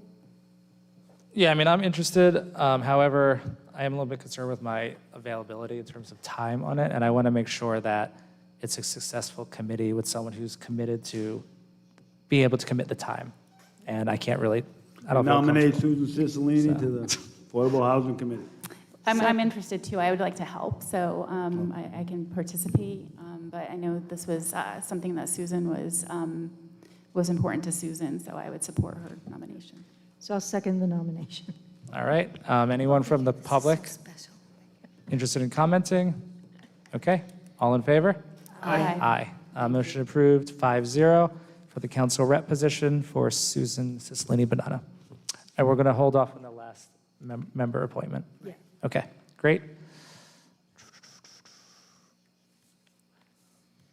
Number 20 is a motion to appoint individuals to the Harbor Management Commission. Do we have a motion? I'll move the motion. Is there a second? Second. All right, seconded by Eva.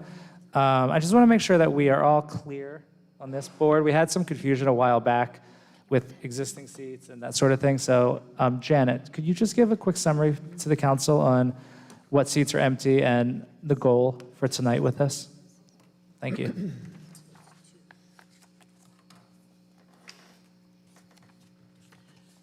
So there are 2 member seats that are currently vacant, and those are the seats that we're looking to fill. They are member seat number 2 and member seat number 4. Those are the 2 that we're looking to fill. There is an alternate who is eligible to move up into a full member seat, and that is Jeffrey Berry. He's eligible to move into the member seat. So if you choose to fill him, move him up into a member seat, then you can also appoint an alternate. And one more full seat, correct? Correct. And there are no current members looking to be reappointed. Not at this point. We're not doing the just wanna make sure. reappointments. We're only doing the vacant seats. Yep, okay. Can I ask one question, Janet? There's 2 alternates, so alternate 1 and alternate 2. And I just don't know the answer to this. Is there a reason why alternate 2 couldn't also move up?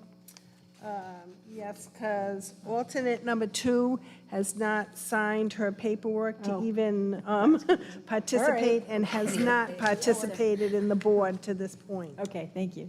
You're welcome. All right, so you want to do a motion to move up Jeffrey Berry? Yeah, I'll move the motion to And move I'll- up Jeffrey Berry. And I'll second that. All right. Any comments from the public?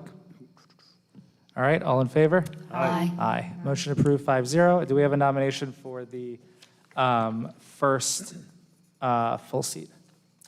I wanted to nominate John Hughes. He's not on any boards, I don't believe, so. Hughes. I'll second that nomination. Okay. Any other questions or comments? Anyone from the public? Okay. All in favor?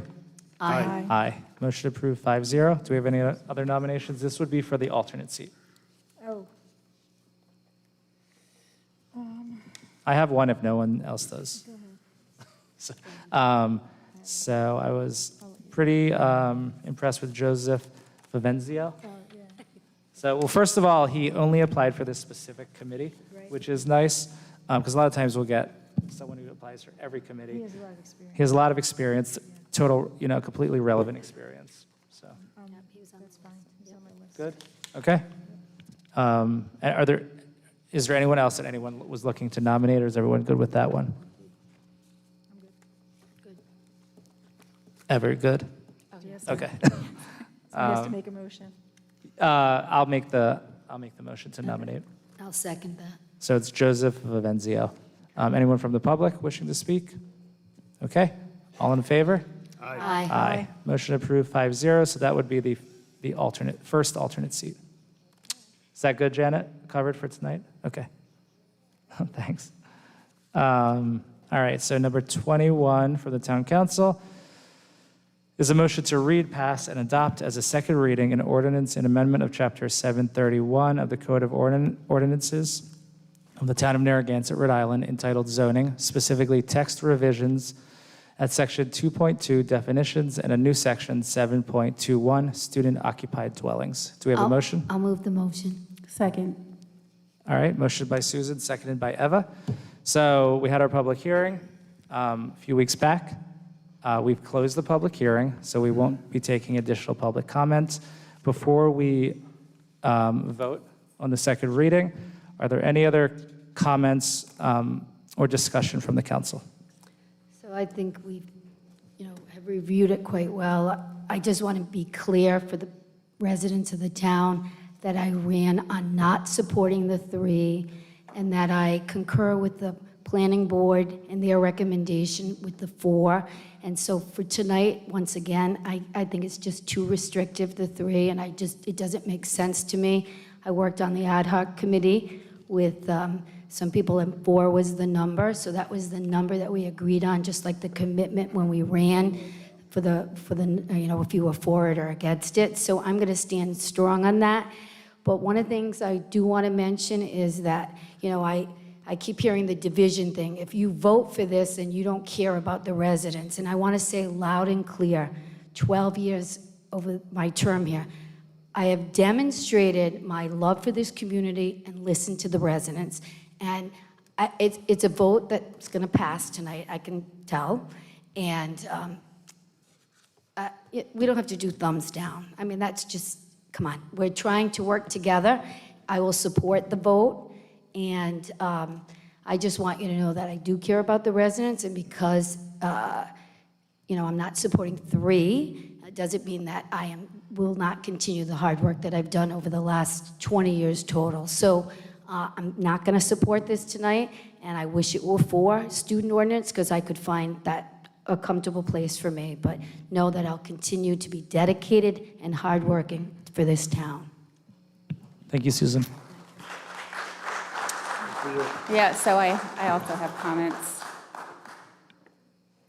Sorry, Yeah. anyone else? Yeah, so I do have some comments.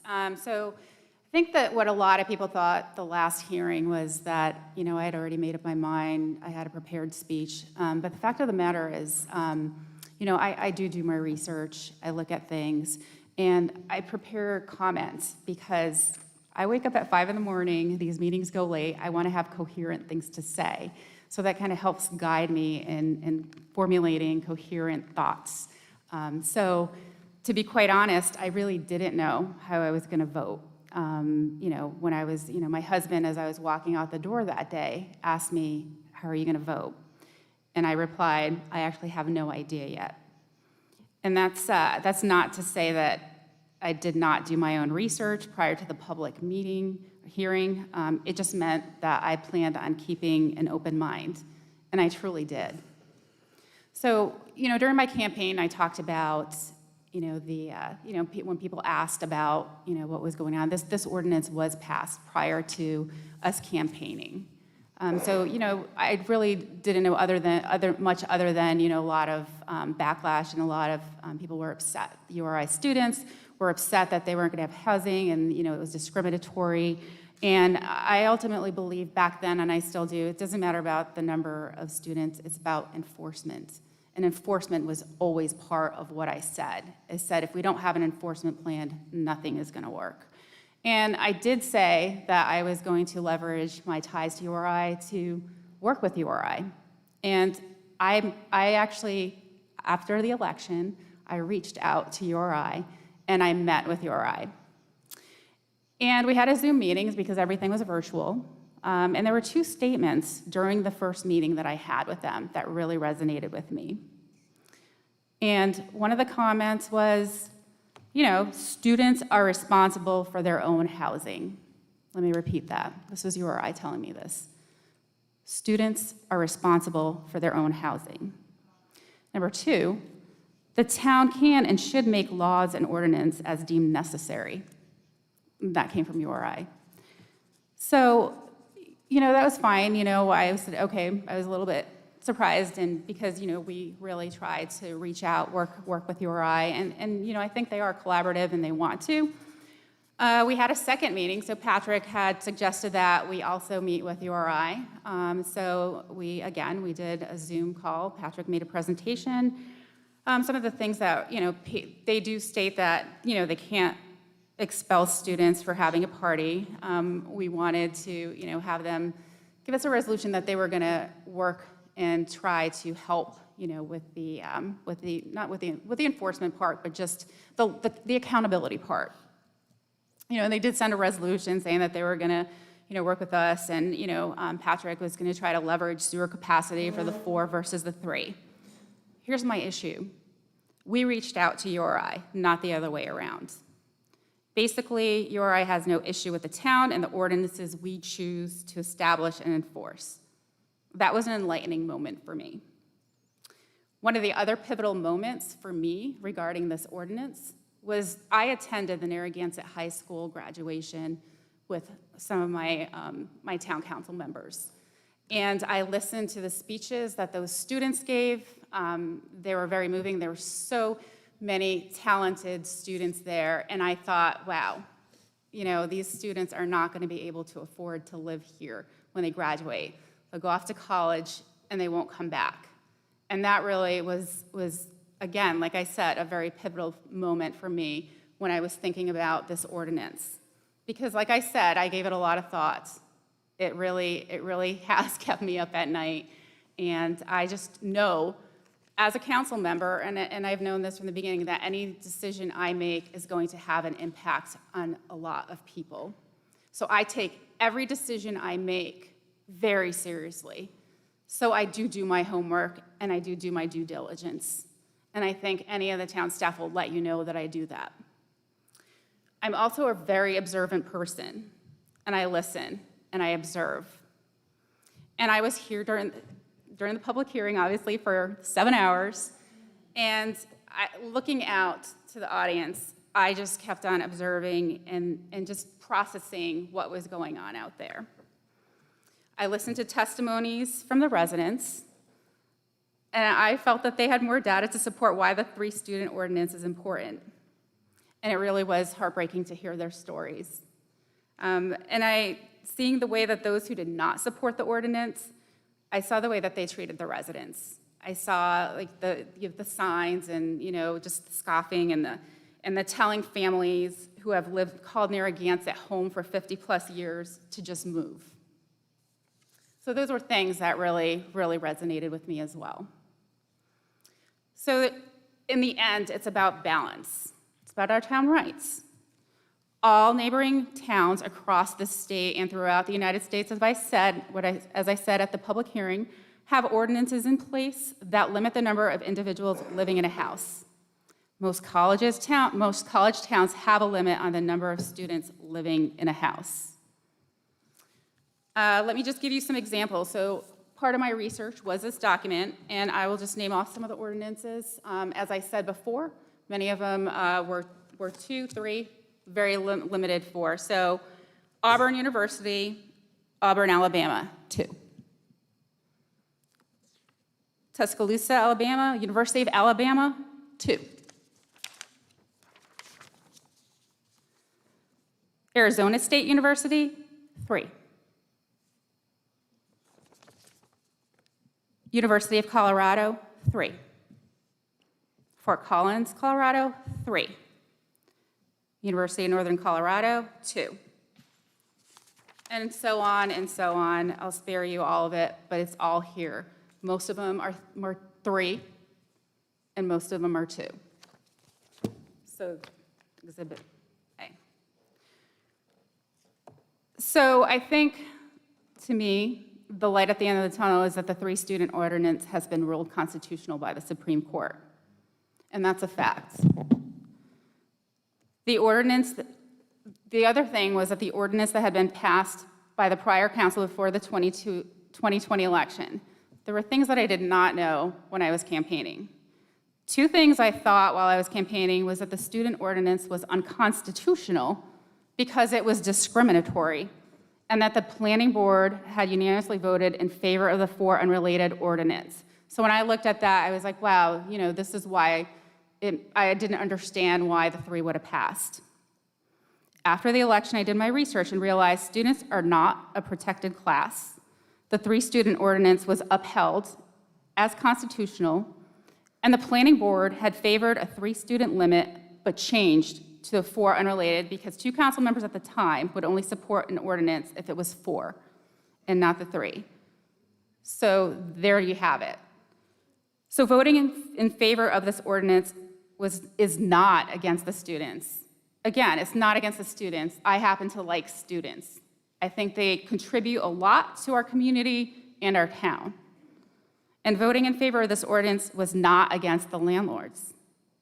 I think there are a lot of great landlords with great intentions, and of course, I do believe in capitalism and property rights, so I did take this into consideration. In the end, it was about balance, and that is why I voted for the 3-student ordinance, and that is why I'll be voting in favor of the 3-student ordinance tonight.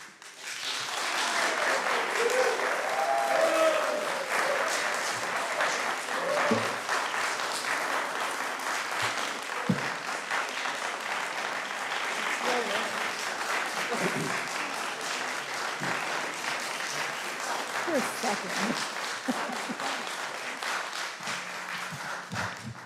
Thank you, Councilor Jasinski.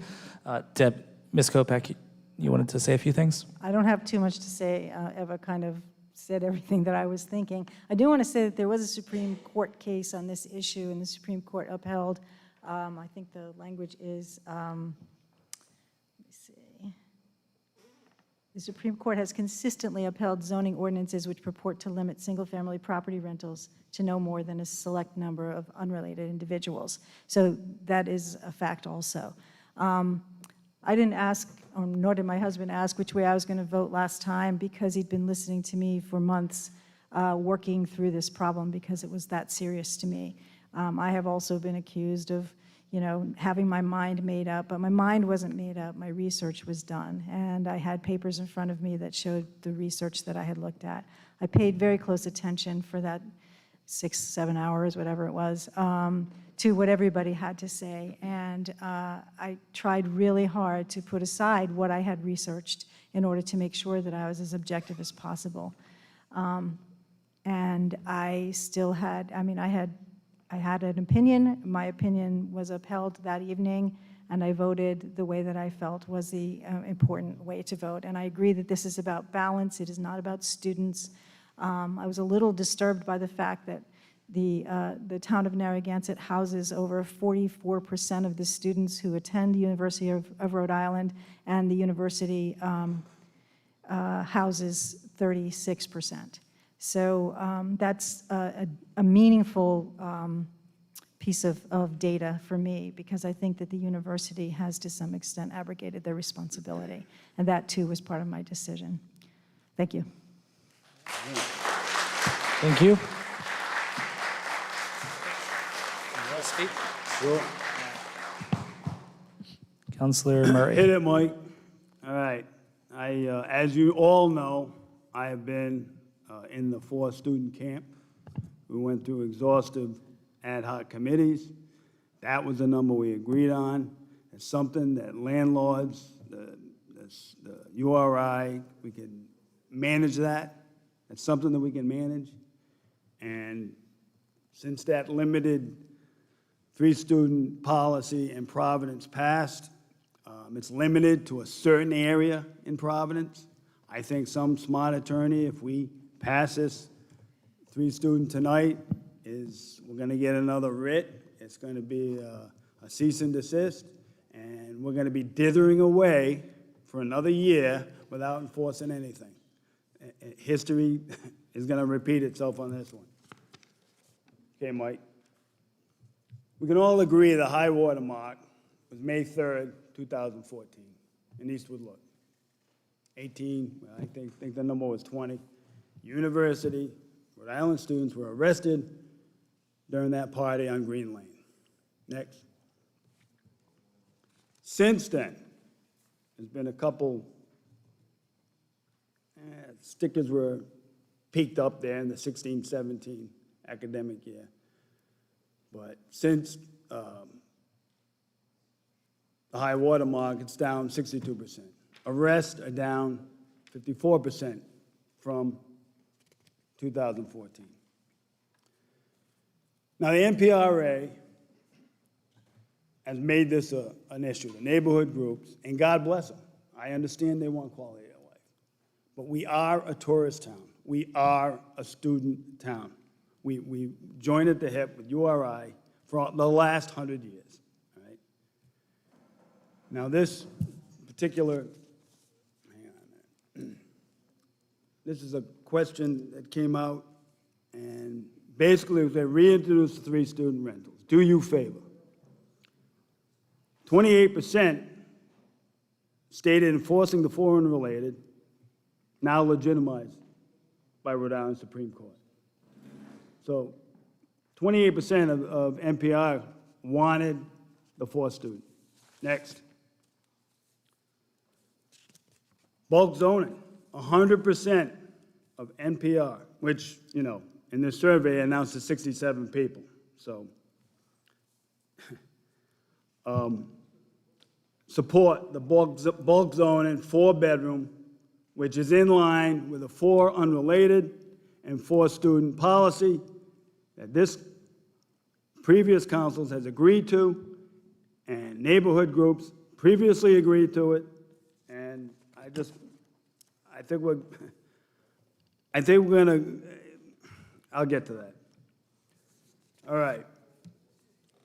Is your neighborhood negatively impacted on on-street parking? 70% of the people who were asked that question said no. This is from the NPR, the most critical group against students. And well, the student policy that we're doing here. Right, sorry. All right. Now, Ever and I did talk with URI in the spring of this year, and we came up with the AIR concept. It's a, what? That's you. Well, that was you. That was your argument. The AIR concept was created by this fellow right here, which I liked it. And it's basically enforcement, accountability, and resources. Those are the 3 major concerns when it comes to URI and students, and also tourists. The mission statement is to provide safe, accountable, off-campus community living for all URI students in parallel with URI's current on-campus living community policies and procedures outlined within the student handbook and housing agreement through the registration form. Basically, we want to take the same accountability of on-campus living to Narragansett. And the next chart there, enforcement and all the players, administration, URI in Narragansett, URI student body, law enforcement, URI and Narragansett law enforcement, property owners, neighborhood groups, and the 2100 Club. I don't know why these two people can't get together. I've been saying this for years. We tentatively got an agreement that they're going to provide 400,000 gallons a day in sewers for the bubble. This was a tentative agreement. It did kind of drop off because, as you know, Dooley stepped down, and he's a lame duck. Next, please. And we have a new president. Now, URI President Mark Paulang, he left his post in Australia. If you get caught without a mask in Australia, they shoot you at dawn. So I believe this guy's all about accountability if he's been living in that type of environment. What is the economic damage that we're going to do to this town? $50 million has been the number that's been kicked around. That's what these landlords make. Who benefits? Certainly the landlords do. But what about the house cleaners? House cleaners are making $35 an hour. Okay? That's what's going on here. These are local jobs by local residents who live here year around. Carpenters, electricians, plumbers, landscapers, carpeting company, trash removal, all local year-round jobs. These are residents too. These are jobs that existed for 100 years. I mean, we are a tourist town. We are a student. This is a management issue. All right, conclusion. Again, Planning Board, as stated previously, supported the 4 student, 4 unrelated, in cooperation with bulk zoning. Affordable housing. You're going to push these investors to buy 3-bedroom houses. They're going to buy 2-bedroom houses and turn them into 3 bedrooms. You're going to have the opposite effect of providing affordable housing for families. You see it over the last year. You see the prices of 3-family homes. By forcing investors to buy these 3-family homes, you're going to push out the very families you claim you want to help. So I'm not asking you not to vote for this. I'm asking you not to vote for this tonight. Postpone the vote until the first meeting in January 21, because, correct me if I'm wrong, we can't pass this tonight and it's law. Don't we have to go to next year in January? That's what happened the last time we passed this vote. We had to kick in, I think it was in January.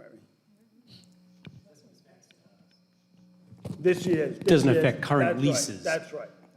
That's the, I don't know if Eva still wants to try, getting with URI and trying to get them to step up, but I'm just asking to postpone the vote. Or vote on it, but make it contingent on kicking in January 1st if we can't cut a better deal with URI and have them accountable.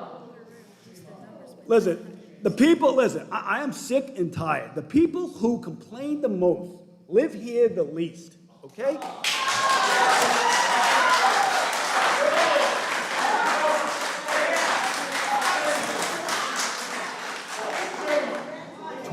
Hey.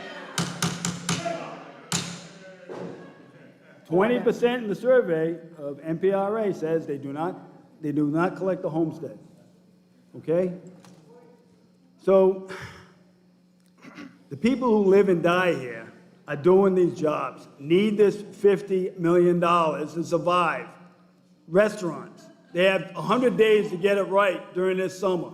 The URI students carry these restaurants. I keep hearing that, oh, the URI students, they don't spend money in restaurants. I see 20-year-old kids driving around in a $70,000 car.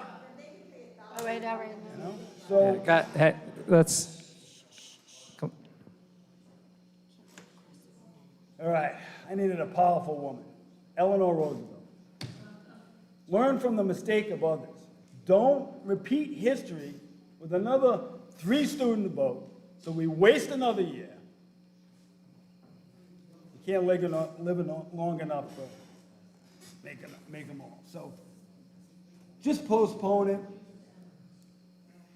Let's get with URI. We can cut a deal. We can get some sewers. I think we can also work something with potable water, a desalting plant down there at Bay Campus. These are issues on everybody's mind. This is something that we need to manage as a community, not pit one side against the other side.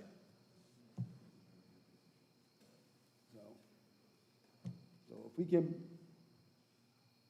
can postpone this vote, I'm asking this council to postpone the vote till the first. You need to run. Okay? You need to get a residence here and run, okay? All right, anybody up for that? Anyone? I don't see what the postponement does. Well, we can contact the new URI president. So, see if we can't cobble together with the police chief, I think with the neighborhood groups, with 2100. Well, I didn't, you know what? I didn't get that sense at those meetings. I got that sense. I got the sense that they wanted to cooperate. They wanted to work with us. I was surprised by your vote, to tell you the truth, you know, the last meeting. But that's fine. That's fine. But we can use this as leverage to cut a deal with URI. All right? All right. Thank you. I spoke my piece. Thank you.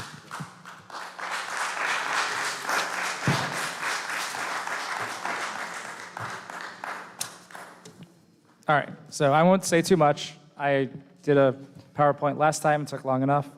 The only thing I'll say is, I think everyone on the council is trying to do what they believe is the right thing. I can relate to Deb and Eva completely when it comes to, you know, really needing to weigh all the information that they have to make the decision that they think is right in this position. A year ago, when we dealt with this with the last council, I spent 45 minutes presenting my case on why the 3-student ordinance, specifically 3, not 4, why 3 was the right thing to do. And I voted for it in the first reading, and then I was uncomfortable with the enforcement date of it in the second reading. It was right in the middle of COVID. I thought it was cruel to put that in place at that exact time, so I abstained from the second vote. So I didn't vote for it because of a subtlety, really, in the situation. It doesn't mean I'm a hypocrite, I don't think. I still believed it was the right thing to do in concept. It just wasn't exactly the right time. That's not the case now. You know, I've been, I think, clear with my position, but it's more complicated when you're sitting here taking all the information in and all the different perspectives. And because of a vague statement during a campaign, it doesn't mean that as a candidate you lied about your position. And I just think that's a very unfair thing to say, because there were no, from my recollection in those campaigns, there were no concrete answers from either of the two people in the end to say they were absolutely against 3 or 4. That's not quite true. And if you look at the NPR video of October 1st, I viewed the tape. The question was, well, it's not true. I'm not going to get into the details. Okay, well, I read the quote in the paper, and I didn't see the statement there that said absolutely one way or the other. Anyway, my point is that things are, you have to consider the nuance, and you have to vote basically as a council member with a way you're comfortable doing. And we live here in town year-round, and it's very clear that something has to be done, and you could see it at these meetings even, like the last meeting. The problem is, it's complicated, but it's very, very clear when you see that it really just comes down to the runaway, kind of out of control investor culture that we have in town. And it's not about the students or the college. I'm a supporter of URI. We're not banning college kids. The problem is that this town has become purely an investment piece for people, and that's not really a town. And we see this isn't an unprecedented thing. We see it in college communities across the country. Eva touched on that. So when someone comes up and says, this is just unfathomable, how is this going to happen? You can't fix this issue. You can, because it has happened. It has been fixed. Communities do it all the time. We're doing what other communities have done. It seems impossible and unbelievable here because we're so entrenched in investment culture, and we have been for so long, and that's what needs to change. So,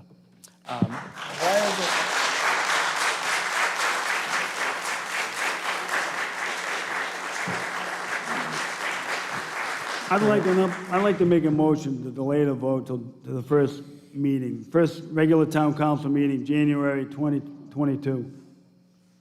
Up and down vote. all right, so Patrick made a motion. Do I get a second? To delay this vote till the first regular town council meeting in January 2022. Is there a second? I can't second it. I think people will wait. Okay, no second. No second. Okay. All right, so the motion is a motion to read, pass, and adopt the second reading. We already have the second. Ready to take the vote? Okay. All in favor? Aye. All opposed? Nay. No.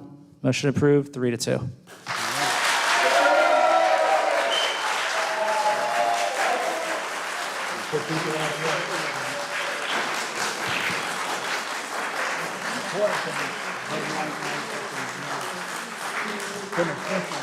right, we'll take a few minutes.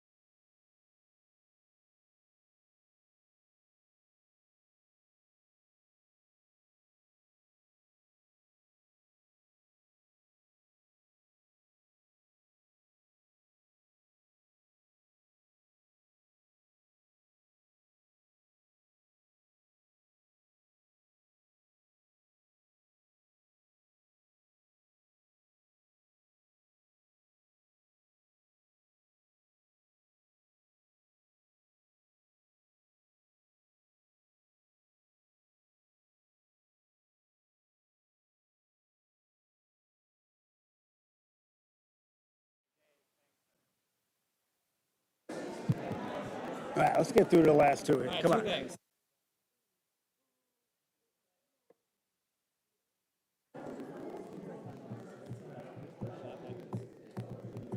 Who's going to drive all these?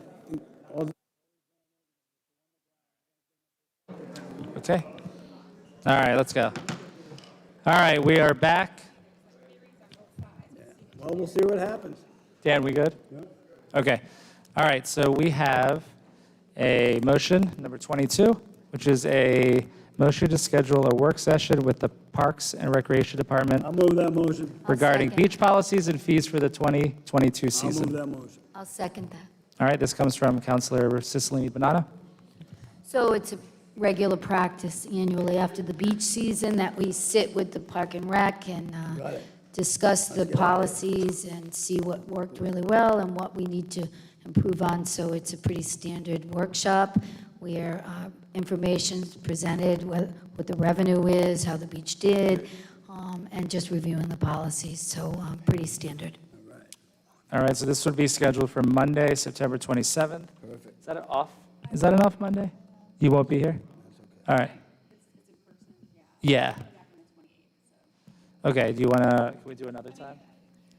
Yeah, I actually work with the director, Park and Rec director, so Or- as far as the date, so, because it worked for her, I think, so. Okay. can- You would, we'll just do it, right? And you can watch it Yeah, on but YouTube. You probably want to be involved, so we'll determine a date with her and come back with a date. Yeah, that's fine. So you want to approve it with a date to be Yeah, and determined? then we'll find out. I just want to make sure it works for the Park and Rec director, because that was she kind of liked that date because of the survey and just so. Okay.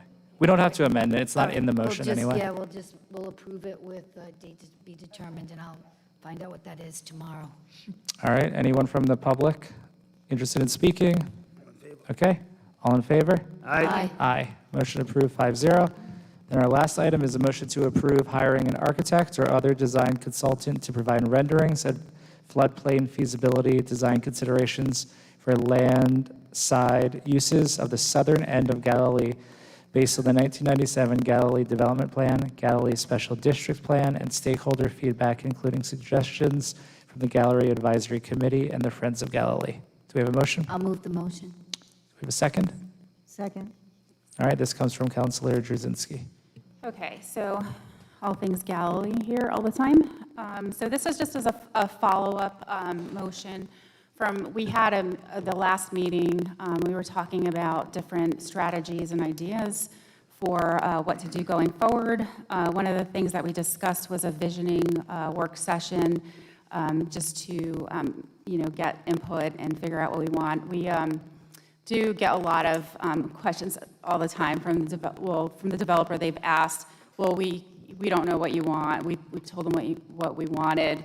However, when I started doing more research on this topic, there was the Galilee 1997 master plan, and also with our comprehensive master plan and our Galilee special district plan, and all our visions for Galilee were the same.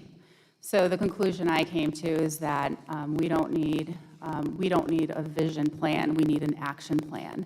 And so what this motion is asking to do is to get to hire an architect to get illustrative renderings. And there's like 3 types of renderings that we would like to see. And one of them proposes a hotel, like 200, because that was in the Galilee 1997 plan. I'm not saying that that's what it has to be. It's just to see the massing of what that area could be. I think for me, I'm a visual person. I need to see things visually. I think it's a good idea. Like I've been saying all along, this is a once-in-a-lifetime opportunity for us to get this right. We could put an RFP out, get the illustrative renderings. I personally have reached out to DEM because I want these renderings to be included in the RFP that goes out at the beginning of October. So that is part of the plan, and it's just for us to see what it could be like. And then there were 3 different renderings for 4 scenarios, and then one of them describes predominantly hotel use. The second one would be predominantly mixed use with some surface parking. And the third one would be predominantly mixed use with a mix of housing, retail, and structured parking, so like a parking garage. And then just having these renderings, stakeholder meetings, just having somebody that knows how to do this, and we could just put the RFP out and find some architects to do this. Again, I think it's an important opportunity for us to take up on. So I'm asking the council to consider this motion, and I'll open it up for any thoughts or questions from the council. Thanks, Eva. So discussion, anyone want to go first? So I just had a couple of questions, Eva, because I know that we were on a call with State Properties, and we had come to a mutual agreement and understanding that they were going to incorporate our ideas in the RFP by October. And so I was just wondering how we could go out for a design when we don't even know what the site's going to be. And so then the other question I had is, how are we going to go out for a design when we don't know what it's going to be yet? Because the RFP and the demolition is going to be October. And then the cost.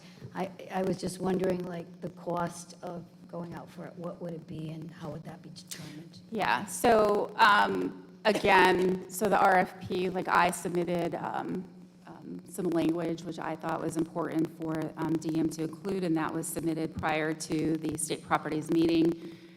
I actually asked for this town to collaborate. I think the RFP needs to include what our comprehensive master plan and the special district plan for Galilee is. So we do, and that we do see what that is. We know what that should be. And, that needs to be kind of taken into consideration. So what the 1997 plan had was this massing structure and what on the land side uses. So that's what it should be. And I think just having that to include, or even on our own, just for what the town, we could vision it as being or seeing it as. In terms of the cost, there are architects that will do it. Turnaround, we can put it out for bid. I know that, I'm not sure what the cost is, but I'm sure it would be, it would be under $20,000, I would hope. But like I said, I think it's an important piece. There is a method to my madness all along, so I've been doing this in a coordinated fashion, and I think this is an important piece. Okay, anyone else? Well, I just, I went back and I read, I told you this earlier, I read pretty much everything. It was 127 pages of reading, so that was fun. But it actually was. I thought both the 1997 document was really interesting, and it was also interesting to see that some of the items that they recommended have happened, which is good news, and is good for Galilee. One of the things that I thought was interesting was that there was a lot of interest in the concept of short-term parking, which is, as I discovered yesterday when I tried to get some, is hard to find in Galilee, so that was an issue. There were a lot of issues that were interesting. And then the URI study from 2016 was also very enlightening and interesting too. But I guess I have no idea what's going to come out of the RFP from the state. I can imagine, but I don't know. But I am a little concerned with the idea of just agreeing to having an architect as opposed to agreeing to allowing an RFP to be created and sent out, because I do have some concern about the potential for cost. Architects aren't cheap. And so I think that's an issue too, especially because we don't have any we don't have any authority in this issue legally, as far as the state is concerned. So I'm not sure what the objective will be. If we were to do this, if we were to actually do the RFP, and if we were to get an architect and we got an architectural rendering, either based on what the 1997 piece was, which really it can't be because of the change in climate and everything else in the last 20 plus years.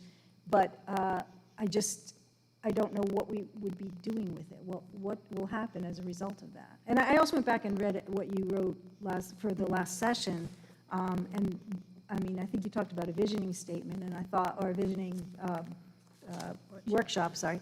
And, I mean, I sort of go back to that idea simply because if we had a visioning workshop and we had results from that, that would be something that you take to talk to, you know, the folks at the state once they have their, you know, their RFP. Right, you know, but we've already had, like a lot of the visioning workshop, we've had stakeholder engagement. We know what we want there. And I think the visioning workshop would probably have been similar in cost. So I think at least having illustrative renderings and being able to include that. And what would we do with those? So we would showcase it for what it could be and aid in potential for developers, because I plan on soliciting proposals from all over. And I think, I know, like, we've had issues with, you know, the fact that, you know, in the memorandum of agreement, that Procaccianti or PRI 10 was going to write and issue it. So I'm still trying to work with DM. I've contacted DM a couple times.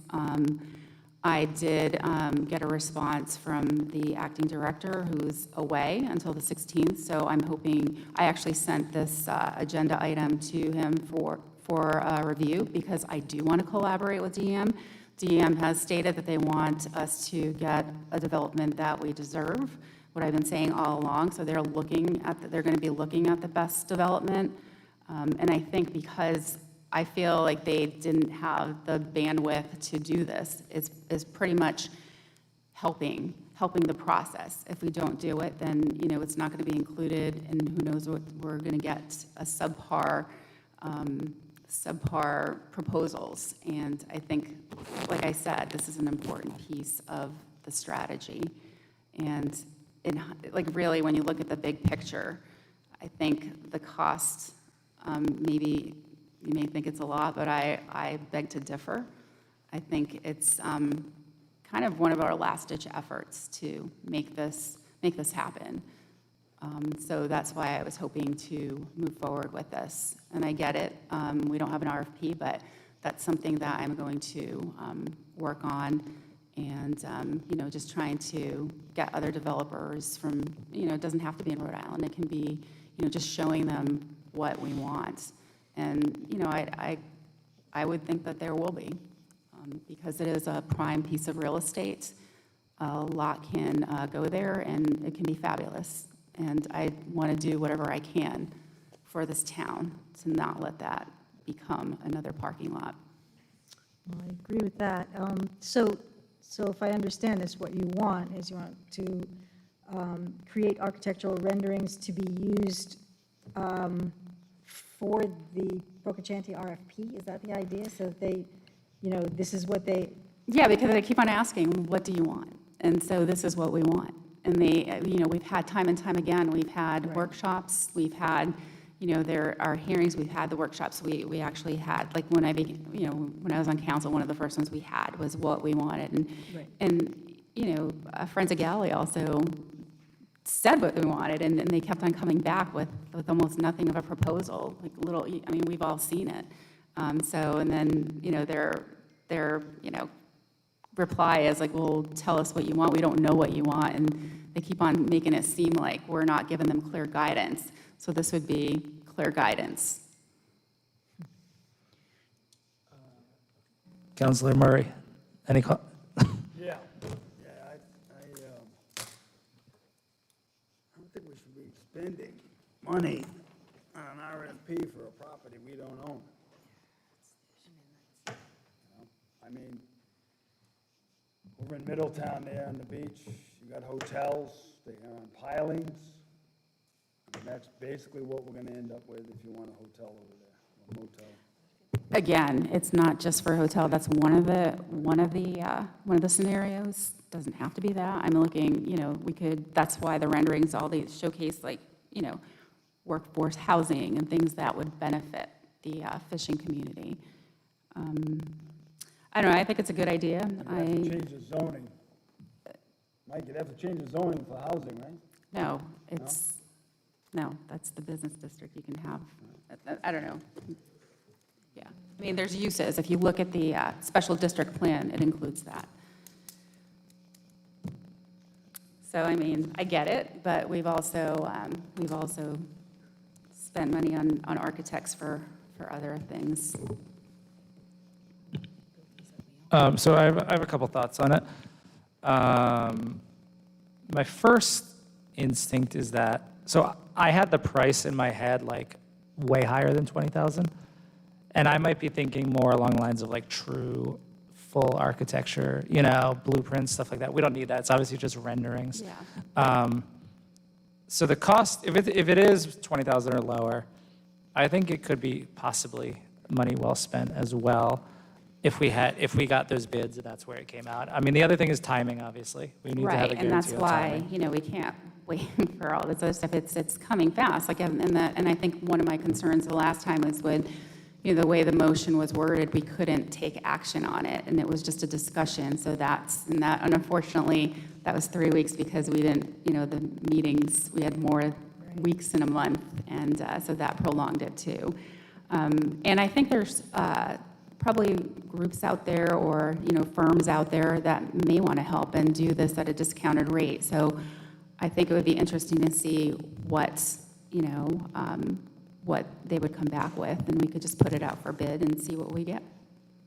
So could we change the language to say, it's what it says is to approve hiring an architect? Can we change it to approve submitting an RFP for hiring an architect and see what we get back? You know, just. Right, because there needs the to, cost, if it's more of a wording if you're thing. right and it's, you know, $20,000 or less. Or yeah, so I mean, I get it, I mean, if it's because we don't know at $100,000, this it's a point, but, different ballgame. yeah, so thanks, Deb. Or we could just put a motion to approve hiring an architect or other design consultant to provide renderings not to exceed, a not to exceed amount. I mean, we could even, you know, just so that we know, but, I mean, I don't think it would come back as high. Like, I know, Jesse, you're probably thinking higher, but I'm just thinking, just so that we have, again, illustrative renderings. So, well, if we just. And, So yeah. Deb, are you saying, so basically if we use this wording and we approve it, then what happens is an RFP goes out, it comes back, but there are a series of decisions that have to be made. Basically, if you get multiple bids, someone has to decide on what bid.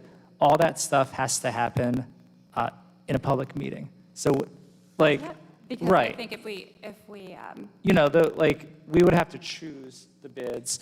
So like, if we just say hire, it's like, it's too vague that we have to take it step by step. Right? Is that what you're saying, basically? So the motion to approve hiring, so we can't just approve hiring an architect and.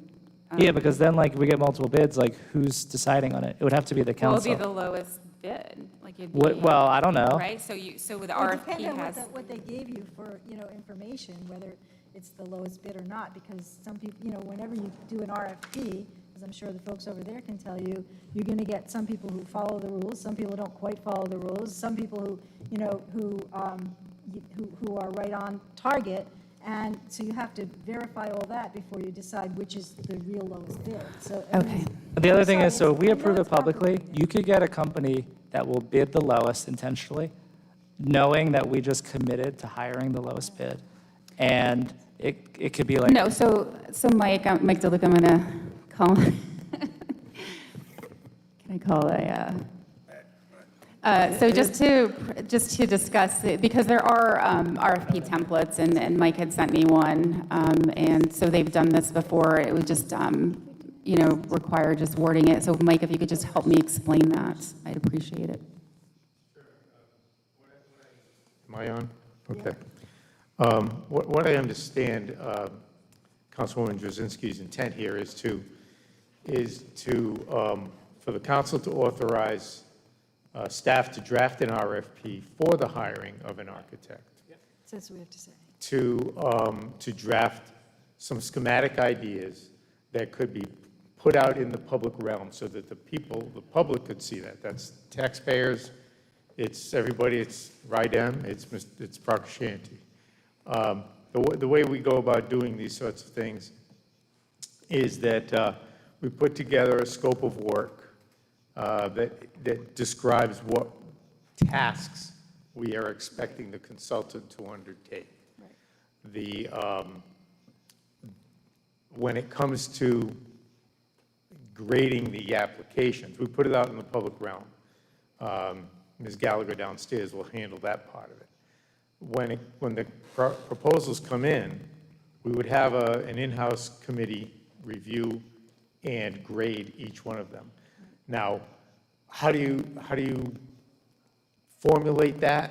We usually use a 4 or 5-part process, a tiered process, whereby certain elements of the proposal can get up to a certain number of points. So the bid, the cost element, in my world, usually is only about 35–40% of the total grade. We don't make it 100%. We don't automatically go to the low bidder. But we also want this other 60 or 65% to be addressed by the applicant's previous work on similar projects, the applicant's expertise, the applicant's understanding of the scope of work by their narrative return to us, and their ability to get it done within a timeline. So those are the 5 components that I usually put into a consultant RFP. And almost never does the low bidder win. Because when you combine all the other 4 components, you usually find the better fit. And the low bidder, well, most recently the low bidder did win on one that we just put out. But more often than not, it's someone who's in the middle on price. Because you will sense, if you don't sense it through reading the report, the proposal, the next thing to do is interview the 2 or 3 that you think are the better. So you get 10 applications, you whittle it down to internal review to 3 or 4, then you interview them. And if it's really hard, you interview the 2 finalists, and then you finally choose. So that's a typical process. So 2 questions. One is, do you have any idea how long this process takes? It takes 2 to 3 months. I mean, because of the fact that we have to have the RFP, we have to draft the scope of work, then we give it to the town's purchasing agent, who then has to incorporate it into a full-blown RFP format. Then it goes out on the street. We usually leave it out there for 2 to 3 weeks at the most. I mean, I think there's an expedited process for that. I mean, I can't imagine. I mean, this is a time-sensitive thing. It does. I mean, to write the RFP and have, select. I mean, I'm sure there's some companies that we know that would do it. So I don't understand. So I actually was going to try to tackle writing the RFP, but that's not my wheelhouse. So I think there should be an expedited process. I know this is like a government. There is or isn't? There is so one. this is October 2nd, the RFP's going out, so this was kind of like why the delay from the last meeting was very, very like upsetting to me, yeah. We do allow for an expedited process when we have reasonable assurance that the money that is to be spent is in that $10,000 to $50,000 range, which you've estimated it is. And if the list of experts that the town engineer qualifies on a biannual basis has a number of professionals on the list that we think could do the job, then we can shorten up the time frame by drafting. We still draft the scope of work, but we send it out to a select number of applicants who we hope will respond to us. But we only send it out to them, and we ask them to return to us, usually in a shorter time frame. Right, so that's kind of what we're looking for here as a council. But then it still has to come back here for an approval for the contract before we can initiate work. So it does shorten it up a little bit, and this may be the type of project that would qualify for using the expedited list. So you can't, based on all the criteria you have, why is it not possible to approve, you delineated all the criteria. like, why would it have to come back here if we would be approving it? I mean, it's just not very, I don't know, doesn't seem like a streamlined process. It's like, I Well- get it, it's government. You're speaking to the choir. Any expense over a certain amount, which Jim- 5,000? Jim knows better than me. 25, 5? Yeah, 25. 100. 2,500 has to be approved by you folks. That number, by the way, has not been updated since, I think, the 1960s. That's a charter review. I can't prove that, I mean, but so we could call a special meeting. there's another. We wouldn't have to topic. wait. If we have it and it's in between meetings, we could have a special meeting so they Mike, could I push got it a up a little question. bit. Shouldn't there be like some kind of sustainability, year-round sustainability study to say, what are we gonna be drawing? Is it a It's hotel? outlined here. Like, there's 3 different, so if you read the packet, it has it all in here, what the That would what the be, request is. the concept of sustainability has to be endemic to the entire process. But a 200-room motel, It's not what we're saying, it's just the massing scale of what it could be. It's not to say that it has to be 200, because who knows, maybe like a 40-room boutique hotel would work there. It's going to be up to what the market is going to, yeah, it's not. This is just because it said it in the 1997 Galilee plan. It's not saying a 200. It may not even be a hotel. It could be, like I said, housing or whatnot, but this just kind of helps visualize it. I think what we would do is, the best we could do would be to put out, I thought Councilwoman's concept of 3 different scenarios was great, because that's the kind of thing that a design professional can respond to. Get the concept schematic designs in, with the idea that they consider resiliency. That means things like not having living space on the first floor, forms of flood prevention or flood mitigation, stormwater management. Those are all things that we look at routinely anyway.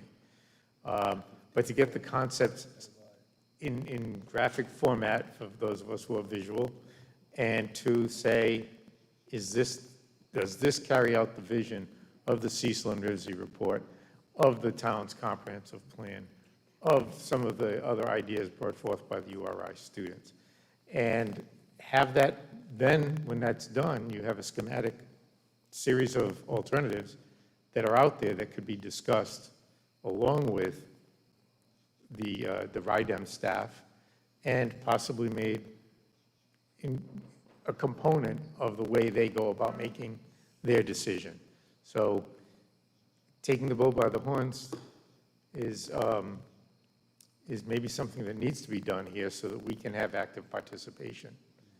Asking for it versus doing it is 2 different things. Thank you, Mike. Yeah, I mean, I think that's what he said was really the point. So, a lot of people will say that it's state property. It's not our decision anyway. Why would we spend the money and the time if it's really not up to us? But sometimes you need to push beyond what you think you're entitled to get what you want. So look at Prakashanti, like, look at that property. They got a lease for a hotel. That's obviously not what they wanted, so they did what they needed to do to get what they want, and they're this close to getting the parking lot because they just basically said, we're going to force this to happen. And that's kind of what we're talking about doing, right? So. Any more questions? Anything? Well, I'm just, probably not Mike, but no, I'm concerned about timing. Well, Mike is going to if we approve this, he's going to get it done in an hour tomorrow. You're right. An hour might be a little steep. Well, 2 hours, we'll give you 2 hours. But what would happen if we took the time, even if the RFP went out and came back and said, well, said whatever we wanted to say with regard to what we found in terms of the renderings? Because we don't know, if the RFP goes out, we have no idea who's going to respond or if anyone's going to respond. We don't really know any of that. I know, well, and I may be sounding a little naive. That's possible. If I may, one thing that we put in all of our RFPs, it's usually the last sentence at the bottom. Yeah. It says the town has the right to reject any and all proposals. Okay. Right. So we don't, But I Putting was an talking RFP about out the and receiving states, a the proposal. states, the proposal that, you know, the RFP that Procascienti's supposed to be putting out. Right. Yeah. You know, I mean, that one, and I remember just that when I listened to that hearing, you know, they were sort of like, well, probably nobody will even, you know, because of the flooding and blah, blah, blah, probably nobody will even bid on anything. But I mean, there's so many unknowns here. It's really weird and hard, and we have such a tight time frame. I'm not sure. I mean, I don't see anything wrong with putting together an RFP. I don't think I have a problem with putting the RFP out. I think that what's going to happen is we're probably not going to be able to meet that October 2nd timeframe. I just want to be, I just don't think we can, no matter how hard you try. And I also, but I also am not sure that that matters so much. So I know that that's important to you, but I don't know, you know, if that's going to matter, if we can still continue to make the point that Jesse made, that, you know, we're not satisfied with what you've got, so here's some other ideas. Why don't we really go? was taken with the URI plan. That was kind of cool. What do you guys think about taking some public comments? See if Sure. we get some good thoughts. People are eager. Absolutely. Joe had his hand up first, but I got everybody. Please state your full name and address. Joseph Franchina, 6 Lauderdale Drive, Narragansett. I mean, this is the first time, well, I've known about things going on in Galilee, and my question is, I know a lot of universities. I went to the University of Rhode Island Civil Engineering and a master's from UConn. The schools always look for real-world applications for their students, and I would approach several of the universities post-haste. It would cost probably nothing, and you might get your drawings back very quickly without any RFPs and so on. Again, just a suggestion. Thank you. Paul? Hi, Paul Zonfrillo, excuse me, 7 Wynwood Circle. We held a vote on this at the EDC, and by 6 to 1, we recommend doing the rendering. And the reason is, you know, when Eva did the, I was going to say the UFO video, but the drone video of the property, it's visual persuasion. So we have a case of where we need to influence without authority. And right now, it's hard for people to understand what else it could be besides a parking lot. It's one of the things that we discuss. So, you know, coming in my capacity of the chair of the EDC, just want to relay that was our recommendation when we voted on it in the last meeting. So whether you get it through the university or by hook or by crook, it's an important tool because we're trying to influence, we're trying to win an influence war right now with the state. And the more ammunition we have, the better. Thank you. Mr. Schofield?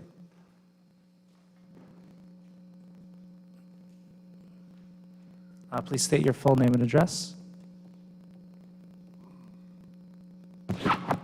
Harry Schofield, 9 Atlantic Avenue. First of all, I want to commend Eva. I've lived here for 46 years, and I'm going to speak on my own behalf tonight and on behalf of the Narragansett Pier Residents Association. And Patrick was kind enough to give us a lot of visibility here tonight. But on our latest survey, when we asked the question of our membership about Galilee, and should we take initiatives to see that it's properly developed, the respondents were yes to a tune of about 83 or 84%. So, and the others just didn't know. So we have overwhelming support from MPRA for Eva's initiative. And, you know, I have to say, in all the years I've lived here, Eva is the first town council member to really take hold of this issue and provide the leadership and to get public awareness of it. This is an atrocity. Okay, it's basically a proper. It's been, you know, for years, Procascienti, you know, avoiding and not, you know, living to the terms of that lease, letting the hotel degrade, running a parking lot, and DEM let it happen. DEM is complicit in this. And if DEM had the ability or the wherewithal or the motivation or the capability to do an RFP, they might have done it themselves. As Eva will attest, I've tried to help her connect with Rhode Island Commerce. It's the only other government division up there capable of doing this type of thing, and even that's been a struggle, although we have their attention now. So I think you guys have to make a decision. Do you want to bureaucratize this, or do you want to provide some vision and leadership? Because as Paul said and as Ever has said, you know, this needs somebody to provide a vision of what's possible there. I mean, should there be a hotel there? Of course. People in this town have said we need shoulder season business. The best shoulder season business in Rhode Island, it's basically the Block Island Ferry. And in addition to that, you have beaches, you have restaurants, you have commercial fishing, and you have recreational fishing. You have all the elements. All that's missing is more shops, more places to live, a resort hotel. You don't have to be a community planner to realize that that is clearly an underdeveloped resource that would be a huge boon to Narragansett as well as the state of Rhode Island. So I think we need to support Ever's plan. I would recommend when you do Union Studios comes to mind. They're perfect for this, but there are many others. So, don't get caught up in the bureaucracy and the trappings of government. Get this done. This is important. Ever's on the right track here, and she needs help and support. Thank God she took the leadership position she has. So I want to support that tonight, and PRA supports it, and I hope you will all support it. Cut through the mustard and find efficient ways to get it done and drive the state to make a good decision, because we're the stakeholders here. And DEM and other state officials up there will be happy to let this roll on as it has for years. You can stop it, and believe me, you have the power to do so. You just have to realize it. Thank you. Thank you. All right, let me get this right. We're going to do an RFP on a property we don't own, but we held up an RFP on a property we own, the Peale Library. So am I living in crazy land? Anyone else? Dr. Alba?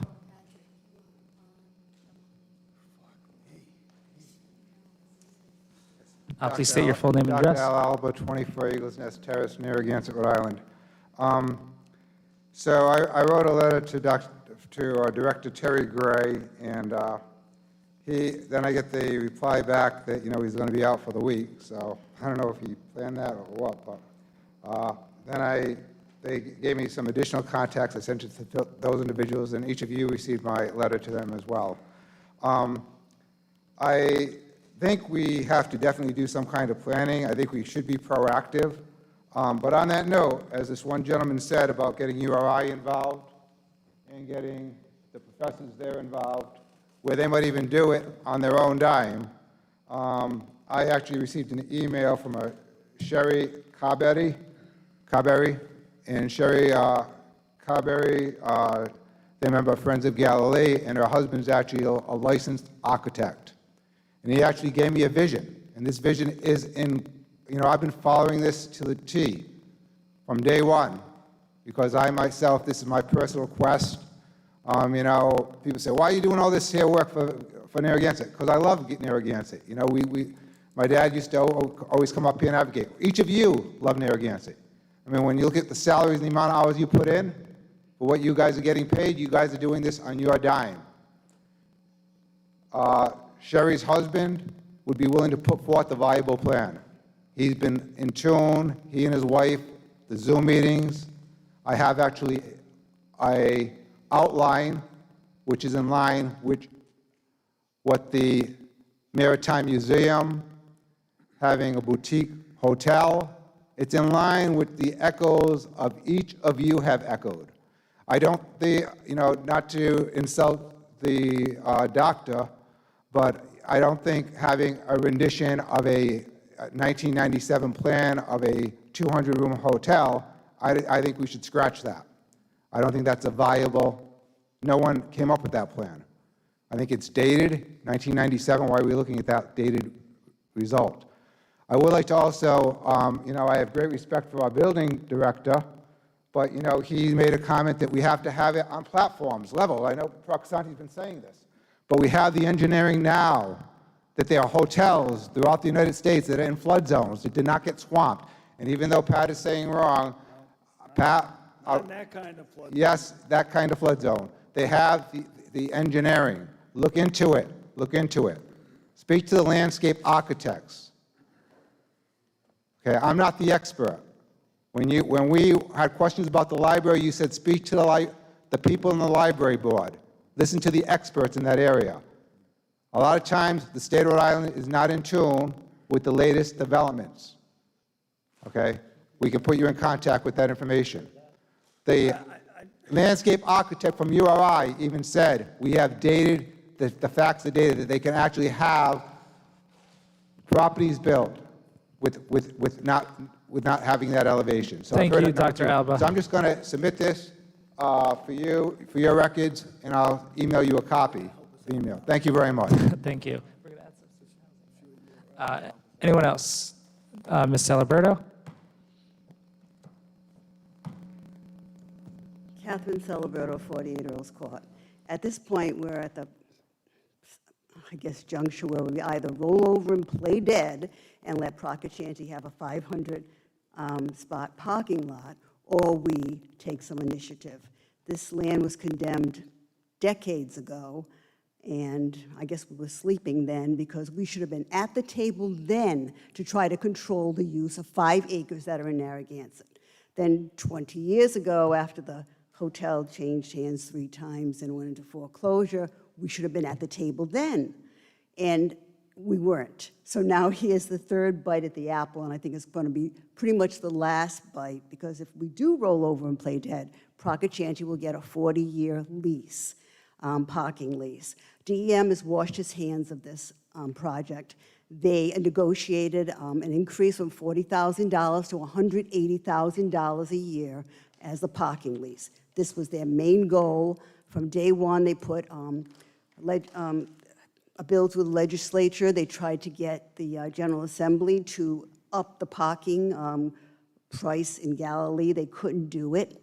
And frankly, they were probably just going to go along with the $40,000 until we started pressuring them. Proctor Chanty wants that land. You don't up your lease payment from $40,000 to $180,000 if you're not a major player. The question is, are we major players now? Are we going to try to control 5 acres that are in our town? And why wouldn't we? They have no vision, Proctor Chanty. They just want more parking. And when the state wants to get something done quickly, what they do is they put out these single source contracts. They know what they want. They find somebody who's going to do it. Next thing you know, the person has the contract and go, how'd that happen? Single source contract. That's the only person that could do this. And I'm sure there's somebody out there who does renderings, probably the only person that could do it, and that'd be our single source contract. In any event, I just think that I don't think we can go to them with anything crazy or major because it's a lot of money, but supposedly the South County Museum wants to partner with us with a maritime museum, and that's a proper use of that land. See, there's a mandate on that land. When you take something by eminent domain, in this case, it was supposed to be used to further the interests of the fishing industry. And I think anything we submit is going to have to be along those lines. Now, I'm saying we're not going to get this contract, okay? But if we do our due diligence, we will have grounds for litigation. That said, I have to ask you not to vote, Susan. Proctor Chanty's a major contributor to your brother's campaigns. He's been doing it since 2003. Last year, he gave him $10,000 for his victory fund. You know, what can I say? I'm sure the Ethics Commission would say it was okay for you to vote. If it was me, I would just rather refrain from voting. Thank you. Thank you. Stanley?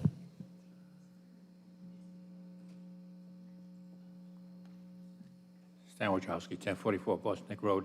Yeah, I hate to spend money. However, I guess the only way that we're going to get anybody to even listen to our ideas or even have any influence at all to make it better, we have to get a picture. We have to have a professional do something to present some kind of plan. Hopefully, you'll look at a minimum cost plan. I didn't realize, get a student or Now something I like know that. I'm in crazy land. Yeah, well, I know. If you want to spend money for a property we don't own. I never want to spend money. I understand that. But in this case here, we want to be listened to, or we want our ideas involved in the development of this. We'd like to have it, and the only way to get that is have some kind of picture Now, I hate to see the $20,000 picture. I'd like to see a $10,000 or a cheap picture. Maybe as But high as 50. Let's try. Well, I don't want to see the $50,000 one. I think on minimum cost again, we're going to have numerous bids. James. Hopefully, what can we get from minimum cost to at least get heard? Just so we can get heard, and so they can understand something we've got. Now, I'd like to see maybe a 5-story parking garage so it can flood out. So maybe he'll love it. Pakistani or somebody else will love this. We'll have 5 stories worth of parking. And on top of that, we'll have our hotels and restaurants. And that will take care of the flooding issue. I don't know, but why not investigate it a little bit and look for the minimum cost way. Thank you. James. Thank you. Is there any legal direction we can go in to put a monkey wrench in this Proclashanti situation? I mean, I'd spend 20 grand on that.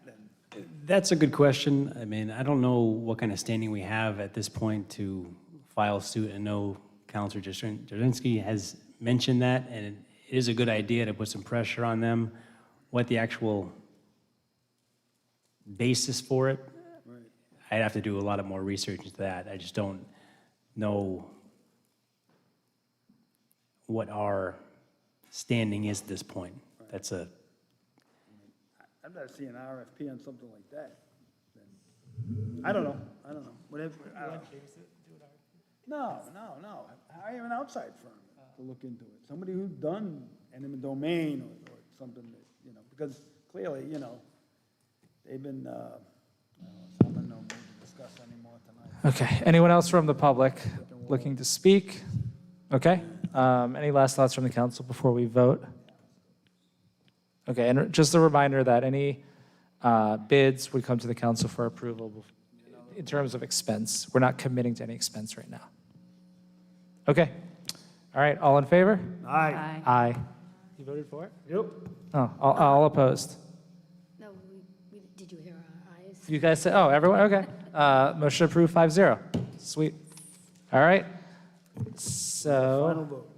do we have a, I'll move that motion. it's too late now. I have a date. Is there a motion to adjourn? I'll make the motion to adjourn. Second.